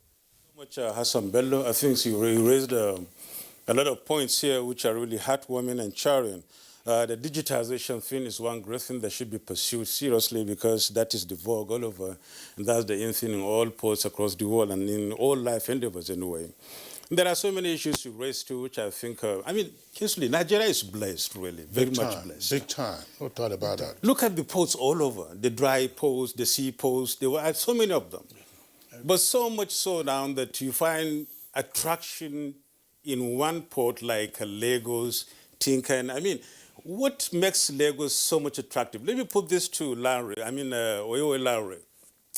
You earlier said, Kingsley referred to your, what you go through as an agony, but you said that wouldn't be a nice word either. You said it's more or less like a nightmare. I don't know. What's the attraction in Lagos? Why Lagos? Does it mean that your product, for instance, are meant for Lagos people? What's the issue? Yeah, thank you so much. Basically, there's this, this mindset that if Lagos is as this bad, what could be the condition of other ports? Of course, I have some of my own clients that are in the east, some are in the north central and all that. It will be easy for me to deliver their goods to them, basically cars, if other ports are functioning well. But I can tell you now that the projection of Mr. George Mogalu, I can tell you is some inspiring, more like a confidence building one, in such that if we have these projections and we are praying that this thing comes to life, then the interest, the attraction to Lagos will fizzle out. Nobody wants to enjoy anything where you are drained, where you are tortured and all that. Like Ms. Alhaji Hassan rightly put, it's an eyesore going into Lagos and Lagos port there. You see miscreants, you see touts, you see people there selling all sorts. Even I don't know what Agbo hawkers or this aphrodisia are doing in Lagos port. For me, it's an eyesore. And you look at how they spill oil. In fact, some of the area have been turned to mechanic garage. That's how bad it is. So you begin to imagine if there's a control of that port at all. Because some of this traffic are self-inflicted. Outside the fact that we have bad road, outside the fact that the roads are not accessible. But like I rightly said, for people who are applying that road, you can see that a lot has been done on that road to make it motorable. A lot has been put in us in to make it accessible to us. But for the remaining part, we pray and hope that this fast track and is completed. But we still need to do more.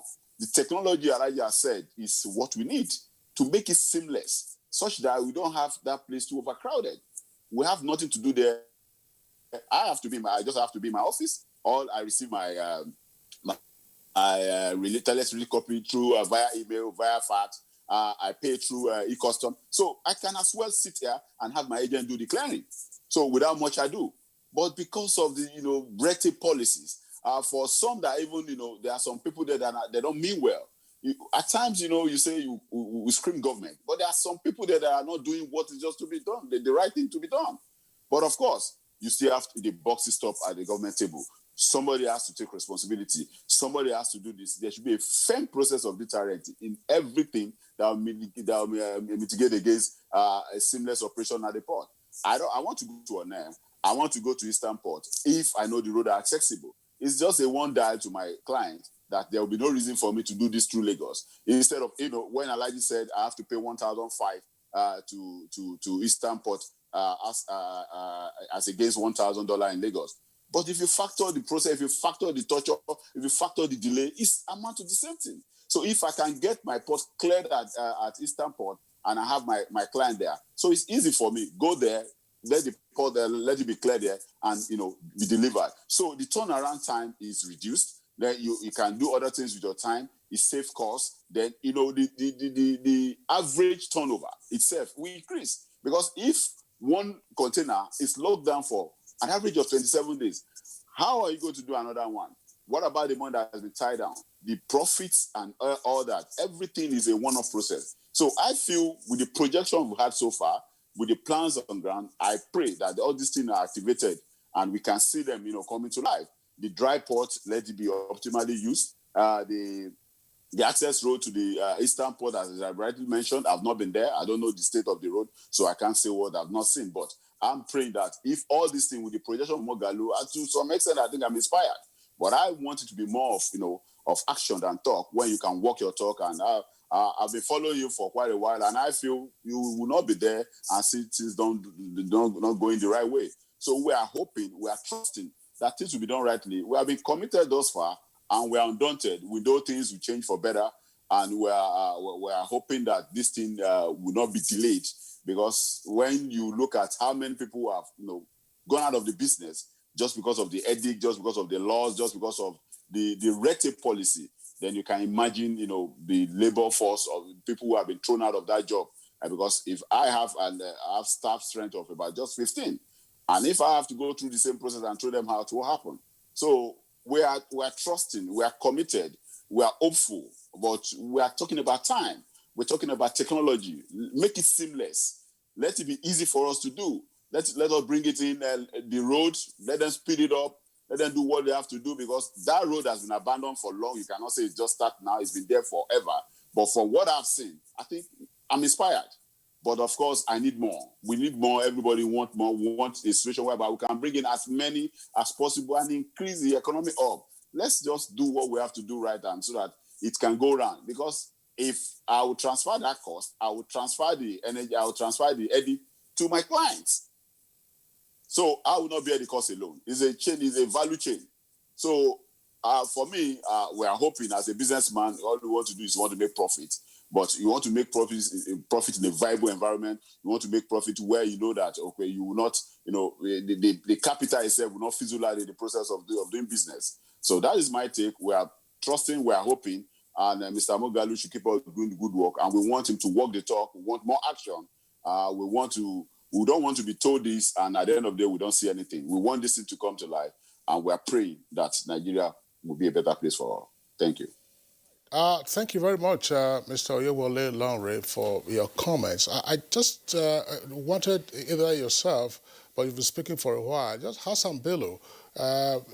speaking futuristically, you're quite excited about the Lekki Deep Sea Port, which is under construction. And we do hear that that will be Nigeria's first deep sea port, actually, because of the draft that it will have, and therefore can accommodate really very large ships. I was just wondering, I'm quite familiar with Lagos. Chief Moghalu tells us here that Barrow Port in Niger is world-class. Completed, commissioned, money makes the point, no access to Barrow Port because there are no roads. How will those who will patronize the Lekki Deep Sea Port get in and out of the Lekki Deep Sea Port? Or is it just going to be a deep sea port for purposes of transshipment? In other words, the huge cargoes come in there and then they are taken to other smaller ports. I'm asking this question because where would the flatbed trucks come from? Are they going to use the 3rd Mainland Bridge and crash it? Or they're going to use the 4th Mainland Bridge, which is being proposed for construction? Or they're going to be coming through Victoria Island and Lekki itself, where you already have traffic congestion on the 3 lanes on either side? And they'll be going through Ekbe or coming from Ekbe, and you know there's only that bridge across the creek that connects mainland Lagos and Ekbe itself. I'm just wondering about infrastructure, and I haven't seen or heard that there has been 1 foot of rail track constructed to link the Lekki Deep Sea Port and elsewhere in the country. What's going on? Are we just building that port and then saying, okay, later intermodal transportation means will take care of itself? No, the Lekki Deep Sea Port project also includes the intermodal transportation, including rail line. It is a partnership with the Lagos State government, the federal government, represented by NTA, and foreign investment. It is important because what Nigeria needs is to be the hub or the distribution center or the lot center. We have been challenged by ports within the sub-region, and Nigeria, by its nature, economic dominance, ought to be the distribution center. Now, what we have, deep sea port, is different from the ports in Lekki, in Tinkan and Apapa, which are water ports or river ports, if you like, which means it's maintained, dredging now and then. And the draft is maybe only 9 meters, and big ships will not come. So we have become, lesser ports by that. But if we have the deep sea port in Lekki, 16 going to 18, up to 21 meters, which means we will be the hub that is distributing goods to other regions, which means Nigeria will have all the economies or advantages, of a distribution center, more factories, more exports, more employment, and it's not going to rely on the existing structure, as you said. There are plans for the road network, but more is on the rail. More could be on the water, as Moghalu said. So I think that is futuristic, but that is good. But for the COVID and other interruption, we will have, gone to the last stage of that deep sea port in Lekki. But I think now it's about 2021, 2022, you will see that it will come into operation. And, so many jobs, money factories bend all that up. But it will have independent, multimodal approach, to access to the port. Hassan Bello, Executive Secretary, Nigeria Shippers Council. Your thoughts there are very good, and of course they are futuristic, and indeed they're looking ahead towards a better economy for Nigeria in the sub-region, where indeed in the driving seat. But all the same, I think I would rather want to say that are we not chewing, rather biting too much that we can chew? That is one. Number two, we have the ports that are already proliferated in the hinterland, especially the inland ports and the rest of them, that are having some issues that really need to be addressed. And the Lagos thing, digitization, as you mentioned, and the rest of them are all issues that require, attention and funding. And here we are today, going into the deep sea, trying to, do something new without really addressing the ones we have. What's your take on that? We have to leave a legacy, if you like. It is important we have the ports, but we should have more ports. We are just expanding the economy. We are bringing more people into the economy, and we are taking our position as a dominant country, really. So that deep sea port, it should define Nigeria's economic ambition, if you like, as a hub. And a hub means where all the goods are brought, then distributed, as your panelist has said. That is very important. While we're dealing with ports, in Lekki, in Apapa, it is also important we build new infrastructure. Because this government is heavy on infrastructure. You have seen the rail. Now, the rail development in Nigeria is a revolution. If the rail are entrenched as we are having them, then you see the totality, reduction of cost of doing business, reduction in the cost of transportation, movement of goods, and movement of even, passengers, which will have a cohesive society. The reason why we have fragmented society now is because of the absence of rail. But when the rail was functioning, everybody was moving from one place to the other, and there was more integration and cohesion. But what is important is for our infrastructure to be speaking to one another.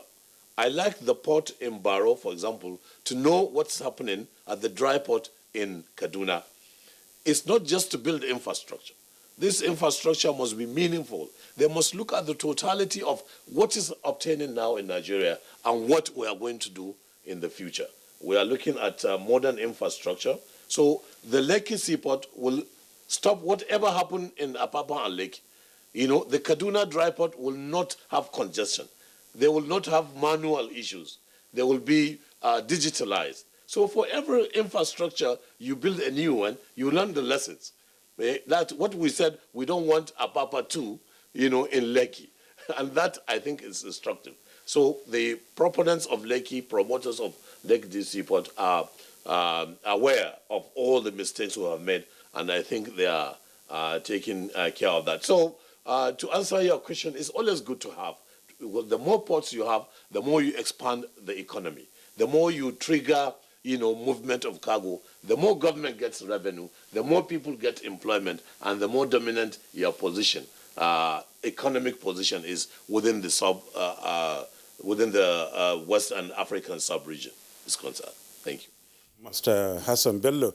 Mogolu, there are issues you need to respond, especially from Oyewole Lanre, where he threw the back to your table, talking about making those ports, viable so that they can now leave Lagos to those ports.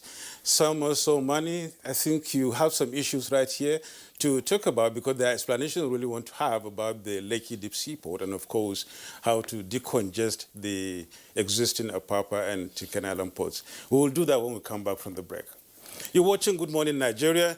We're reaching you from NTA. We'll not take a break. We'll be back in a moment with more on this topic. The counsel of our fathers.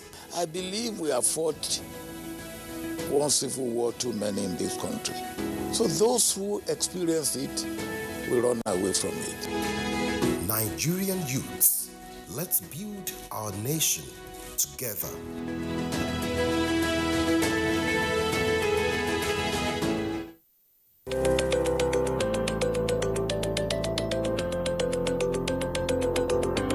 My name is Nando Jamda Muhammad. Stevita Hussein Musa. Roduna Joel Chinji. Said Musa. I'm a carpenter. I've been doing this for more than 8 years now. Ina sai da plantain na kai kimamin shekara 3. I've been selling my tomatoes for about 10 years now, and I do it for a better Nigeria. And I do it for a better Nigeria. Ina wannan sana'ar lemu ne domin Najeriya ta ci gaba. Ina sa domin Najeriya ta kyau. And you can see how we are doing our small little work to make Nigeria great. As you can see, I'm a technician and I'm doing it to help myself and to help my generation. Ina zaune ne a Plateau na business. Kuma ina yin wannan domin ci gaban ƙasar Najeriya. For a better Nigeria. This message is from the National Orientation Agency.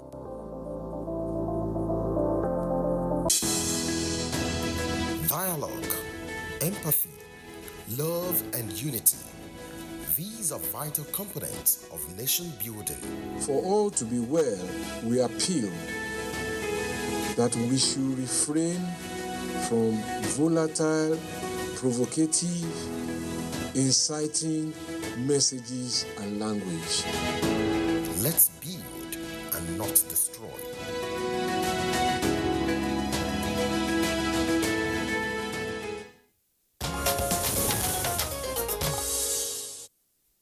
All right, welcome back. And it's still Good Morning Nigeria, and we're live on the network service of the Nigerian Television Authority. Just before we went on a short break, my colleague Nadabo was going to prompt Mani Otuboju to respond to the raft of issues that have been on the table with regard to the congestion activities, futuristic plans, and all that. Mani, what's your take on the matters that have been articulated by the other guests? Kingsley, I agree with Hassan to some extent. And particularly on the automation, the need to induce or enforce, if we can use that word, digitalization of our port system, to clean it up, to sanitize it. And like Lanre said, there is a need to even declare an emergency. I agree with him. I agree with him largely because in Lagos ports, and this needs to be emphasized, the Nigerian policy from the time of Gowon, where we were having the cement armada to this day, we have been penny-wise, pound-foolish policy. That has been the step, the mode of management of our ports from the time of Gowon. Gowon, we were kids. Gowon left us a legacy of penny-wise, pound-foolish management modality. And today, when we were in the university criticizing Obasanjo, criticizing Shagari, we, who were student union leaders then, are repeating the same penny-wise, pound-foolish modality of concentrating things in Lagos and doing it in error. Bad planning, bad implementation. Stuffing things in Lagos that are irrelevant and that cause waste. Today we are losing 20 billion naira daily from Lagos. On the average, what are we making? What are we making? If we convert it to dollars, we are losing approximately $50 million daily. And in dollar, what are we earning from the 2 ports in Lagos? $2 million. Those are pennies. So we are earning pennies in Lagos, in that dirty slum, in those dilapidated structures we keep there and call ports. You can't even wear a tie, a white shirt and enter that port. Why can't you? If I enter a port in Liverpool, I can dress fine, I can walk fine, I can even bring my children to the port. I can't enter a port in Nigeria, particularly Lagos or Tinka. It's a ghetto. And we sustain those structures, backward as they are. Make a note of it. These are structures of backwardness and poverty. That's what they are. I give credit to what's her name, Hadiza Bala Usman. She has improved slightly the income from our ports, slightly. But based on the previous history of stupidity and corruption and backwardness, it has been significant. It has been magnificent. It's almost 100%. But it's still not good enough. We are earning $2 million in a day where we can make $100 in a day. You see the disparity? Then we are now adding Lekki. Lekki within a tiny little Lagos. We keep forgetting that Lagos is a tiny little island. You see, when you live in Lagos, you forget Lagos is a tiny little island. And we need to remind our brothers and friends in Lagos, that is what Lagos is. Tiny little island. We have 850 kilometers of coastal waters. You concentrate on 25 kilometers of Lagos only? Why? What about Bonny? Why can't we have a deep sea in Bonny? Why can't we have a deep sea in Port Harcourt? Why can't we have a deep sea in Akwa Ibom? Akwa Ibom, they are working on it. Ayade, Cross River State Governor, is developing one in Bakassi. Why can't we have a deep sea port there that is functional? And why should we, besides Lekki, there's also Badagry. There's plan for Badagry. Do you know that? Badagry deep sea, yes, sir. And what is all that for? In Lagos, that the trailers and other transport difficulties have already crippled the movement. The railway lines are not working because of right-of-way. Even within the railway corporation itself, the goods and the materials they need to repair their road, it is stuck there in the port there in the congestion. They can't even clear it fast enough. These are critical issues of waste that we have to review. Okay. So futuristically speaking, looking at Lagos is penny wise, pound foolish. Lastly, when you move business from Lagos to Aba, you move to Aba Dry Port, Lagos is not losing anything. We are making the 44 million that we lose on a daily basis, what Aba is reclaiming as a port. When you move business to Onitsha Port, Lagos is losing nothing, sir. Lagos is losing nothing. So Lagos has this greedy mentality that everything has to be in Lagos. It's a regional backward mentality that we have to deal with. No, well, I think money is not. Well, the region doesn't operate the ports. Neither is the region, the one that uses the ports, as it were. I was just wondering, NIWA Managing Director, Chief George Mogalu, earlier you talked about the fact that, fine, now there's there's a commencement of patronage of some of the eastern ports. Maersk Line, one of the largest shipping lines in the world, started using the ports. But here is the point. What kind of cargoes are we seeing now on the eastern flank in the first instance? And what kind of cargoes can also be encouraged to go through the eastern flank? Because part of the congestion you find in and around the Apapa area, and by extension elsewhere in Lagos, also has to do with the distribution of refined petroleum products. Because our pipeline networks have been savaged and damaged, you have a lot of tankers that are going to the tank farms around the Apapa area. And one of those tank farms caught fire lately, put out after 24 hours. Are we likely to also encourage, because the importers of refined petroleum products, which is something that we're going to experience for some time because none of the 4 refineries we have are up to scratch in the meantime, are we likely to encourage the importers of refined petroleum products, assuming there are tank farms at other ports of the country, to say, look, take your cargo there, take your refined petroleum products there, so that the tankers, the many tankers we find on Lagos roads and around the Apapa area can also go to those locations. And before you answer that, let me just give this addition in that regard. Maybe you had Oyewole talking Larry there. How do you make people like him, all right, be attracted to other ports than Lagos? Incentivizing them to go. Yeah, yes, like I said, when I talked about the eastern ports initially, I know that the NPA has introduced a lot of incentives to encourage the business community to use the eastern ports. Like I said also, one of the things that I need to do based on my interaction, because I've met with the business community, the Chambers of Commerce, the Importers Association, and the business community in Onitsha. One of the things they talked about is that if we can get Onitsha a port of destination so that they can now order their goods directly to Onitsha. They can do their clearing in Onitsha and things. These are part of the things that need to be done. Like you were talking about the cargoes that come. I can boldly say without fear of contradiction that over 50-60% of containerized cargo that come to Onitsha or that come to Lagos are destined for Onitsha. That's correct. Yeah. And Aba. Yeah. All right. So if that is the case. But why do they end up in Lagos? Yes, because one, you may have the issue of before this time, there were no incentives. Secondly, Onitsha, as we speak, is not just a port of destination, neither is Barra a port of destination. So these are some of the encouragement you can give. Now, because if you look at the history of Onitsha River Port, for example, since it was built over 42 years ago, commissioned in 2012, not one barge has come down till the 16th of last month when we tried to break that jinx.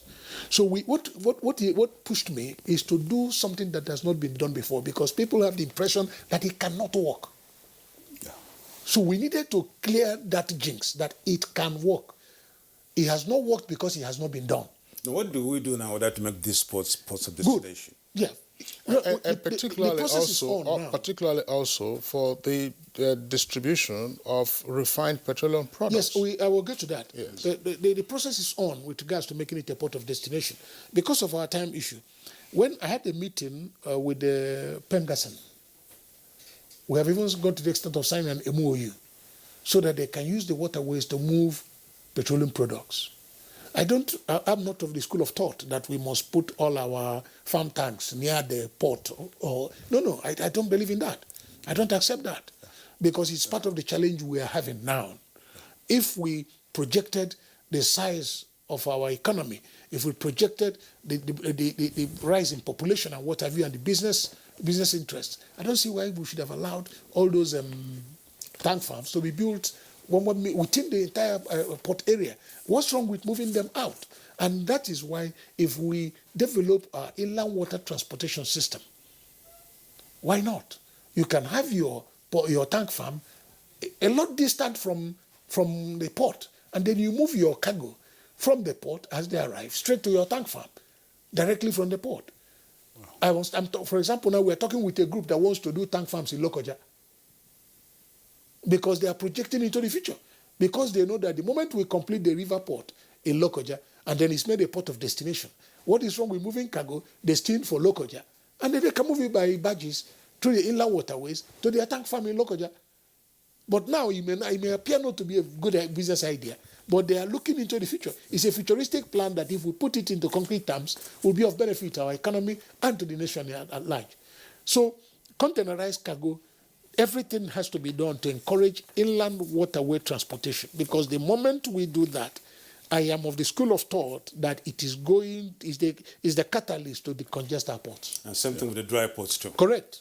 Game changers. Yeah. All right. You're still watching Good Morning Nigeria. Just a number of tweets that we have from our viewers. We'll quickly go through them, and then probably have time to just take one or two closing thoughts. Aleo Umar Karaye says the congestion of ports can only be achieved when there is provision of good roads and railway from the seaports to various locations in the country. Reducing taxes and other unnecessary bills will also assist. Ikeju Olagboju says, just a visit to Apapa or Tinkan ports will reveal that the congestion is human-made for profit gains. It is of no excuse that the other ports outside Lagos are underutilized with facilities on ground. NTA must be decisive on terminal operators to halt congestion. Dele Jack Solomon, the issues you are raising here, you're saying what is government doing with regards to alternative smaller barges at ports such as those of Calabar, Warri, Rivers, to accommodate larger ones? Secondly, what is the government doing on security concerns due to piracy?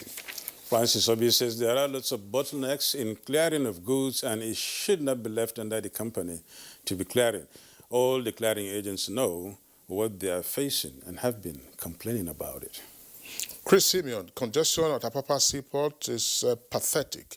NPA should ensure that inflow and outflow are well organized. Cranes and skilled personnel or operators should be deployed to the ports.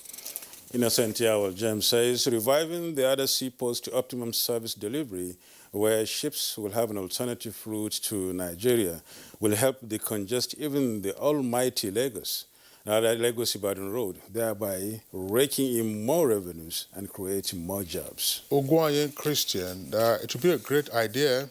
That's for the government to decongest the Lagos ports and create more entry routes in other parts of the country. The Ibeno port in Akwa Ibom State should be supported by the federal government, and more barges should be directed to Onitsha, and escravos should be rejigged. And for Badamasi Haruna Adamu, we can only achieve that by executing our policies. A lot has been said on the decongestion, but nothing has been done.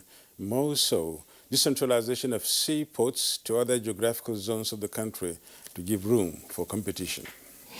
All right, let's take Usman Abanikant, who says decongesting seaports in Nigeria is a collective responsibility of the Transportation Ministry, Customs, and other line MDAs, as well as instituting transparent clearing system and the establishment of more functional dry ports in Nigerian capitals. There are already dry ports. It's how to use them. All over the place, and use them effectively. That's the key point, yes. It's not so much the absence of dry ports.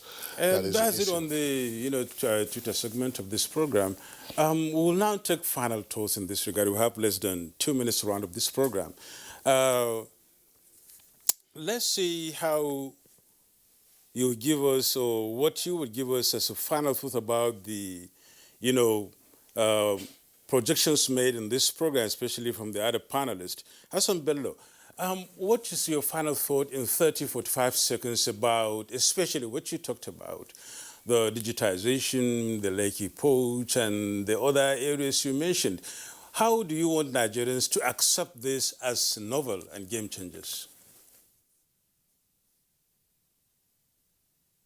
Nigerians, just like Larry said, we look at the brighter side of things. I don't want to be as despondent as my friend Mani. However, I think there's a lot of future. We are getting things together. The economy must take shape.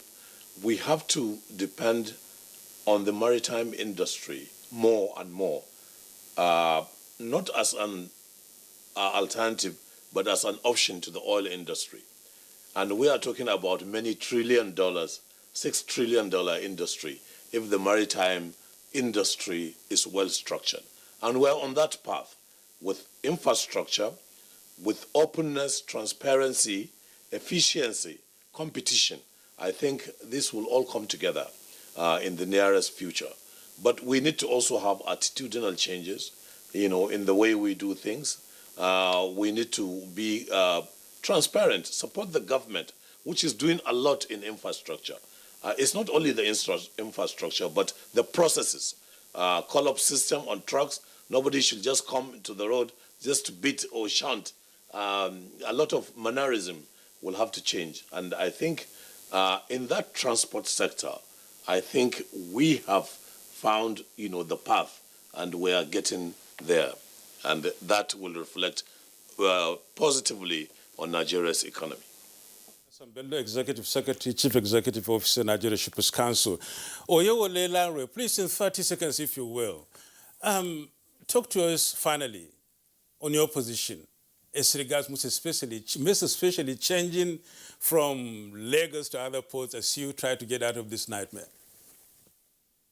Yeah, what I can say is I want to be hopeful. I want to trust the system.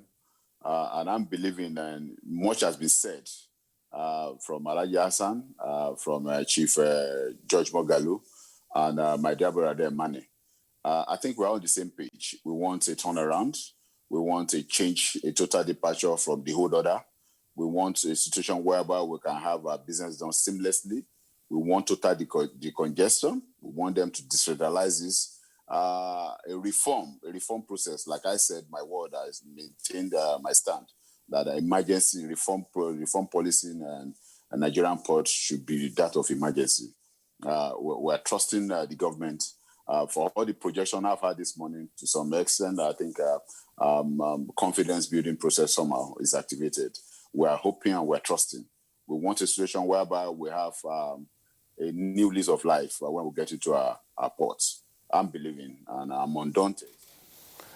All right, Oyewole, thanks a lot. You were advertising your phone there. We're going to have to send you an invoice for that. Well, thanks a lot for your comments. Chief George Moghalu, very briefly. One point, listening to Oyewole, he was saying some things that, he doesn't know what the status of some of the eastern ports are, whether the roads there are okay or not, and so on. I was just wondering, shouldn't viable ports also advertise themselves to potential users? If they are not doing it now, what stops them from doing it? Yes, that is a process we're into now, encouraging people, getting them understand the potentials. Like I told you, I talked to the business community. If you look at, it may interest you to know that there's a concession in process now about Onitsha River Port, and then people have shown interest again in participating in the concession of the Barrow Port. So you find out that we keep talking with them, we keep encouraging them, and what we have just done by way of doing the badge operation was just strictly to let them know that this is possible. And what we do is that we key into it, and then things will start working. All right, thank you very much, Chief George Moghalu, Managing Director, NEWA, that's the National Inland Waterways Authority. We appreciate your being with us on the program this morning. Mane Chuboju, Transportation Consultant and Lawyer. Thank you very much for your being with us on Good Morning Nigeria today. From Lagos, we're joined by Oyewole Lanre, who is Managing Director, Boss Auto Detail. We appreciate your being with us this morning. And Alhaji Hassan Bello, Executive Secretary, CEO, Shippers Council. Always a delight having you on Good Morning Nigeria. So that does it for us today on the program. We thank you for being around. We are back tomorrow, same time, 7 in the morning. Until then, do take care of yourself and be fair and kind to each other. I'm Kingsley Osadolo. And I am Yusuf Nadabu Suma. Thank you so much for watching. Bye-bye.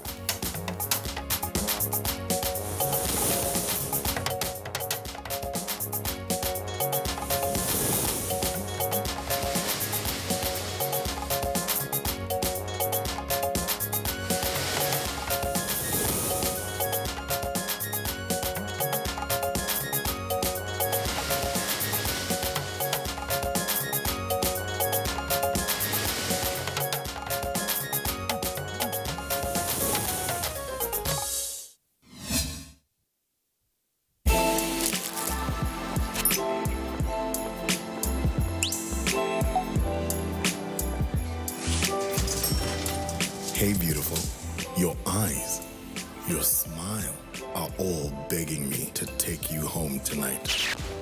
Now reading page 3. Experience unlimited superfast internet access from Entel 4G. Entel. Live more.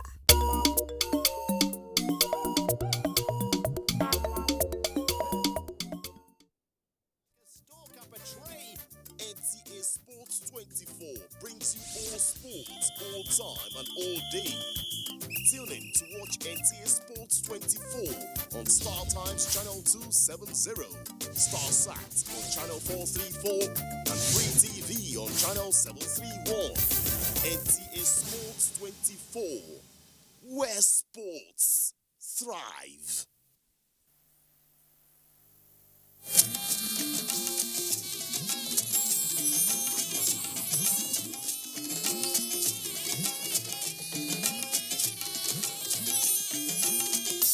This is the network service of the NTA.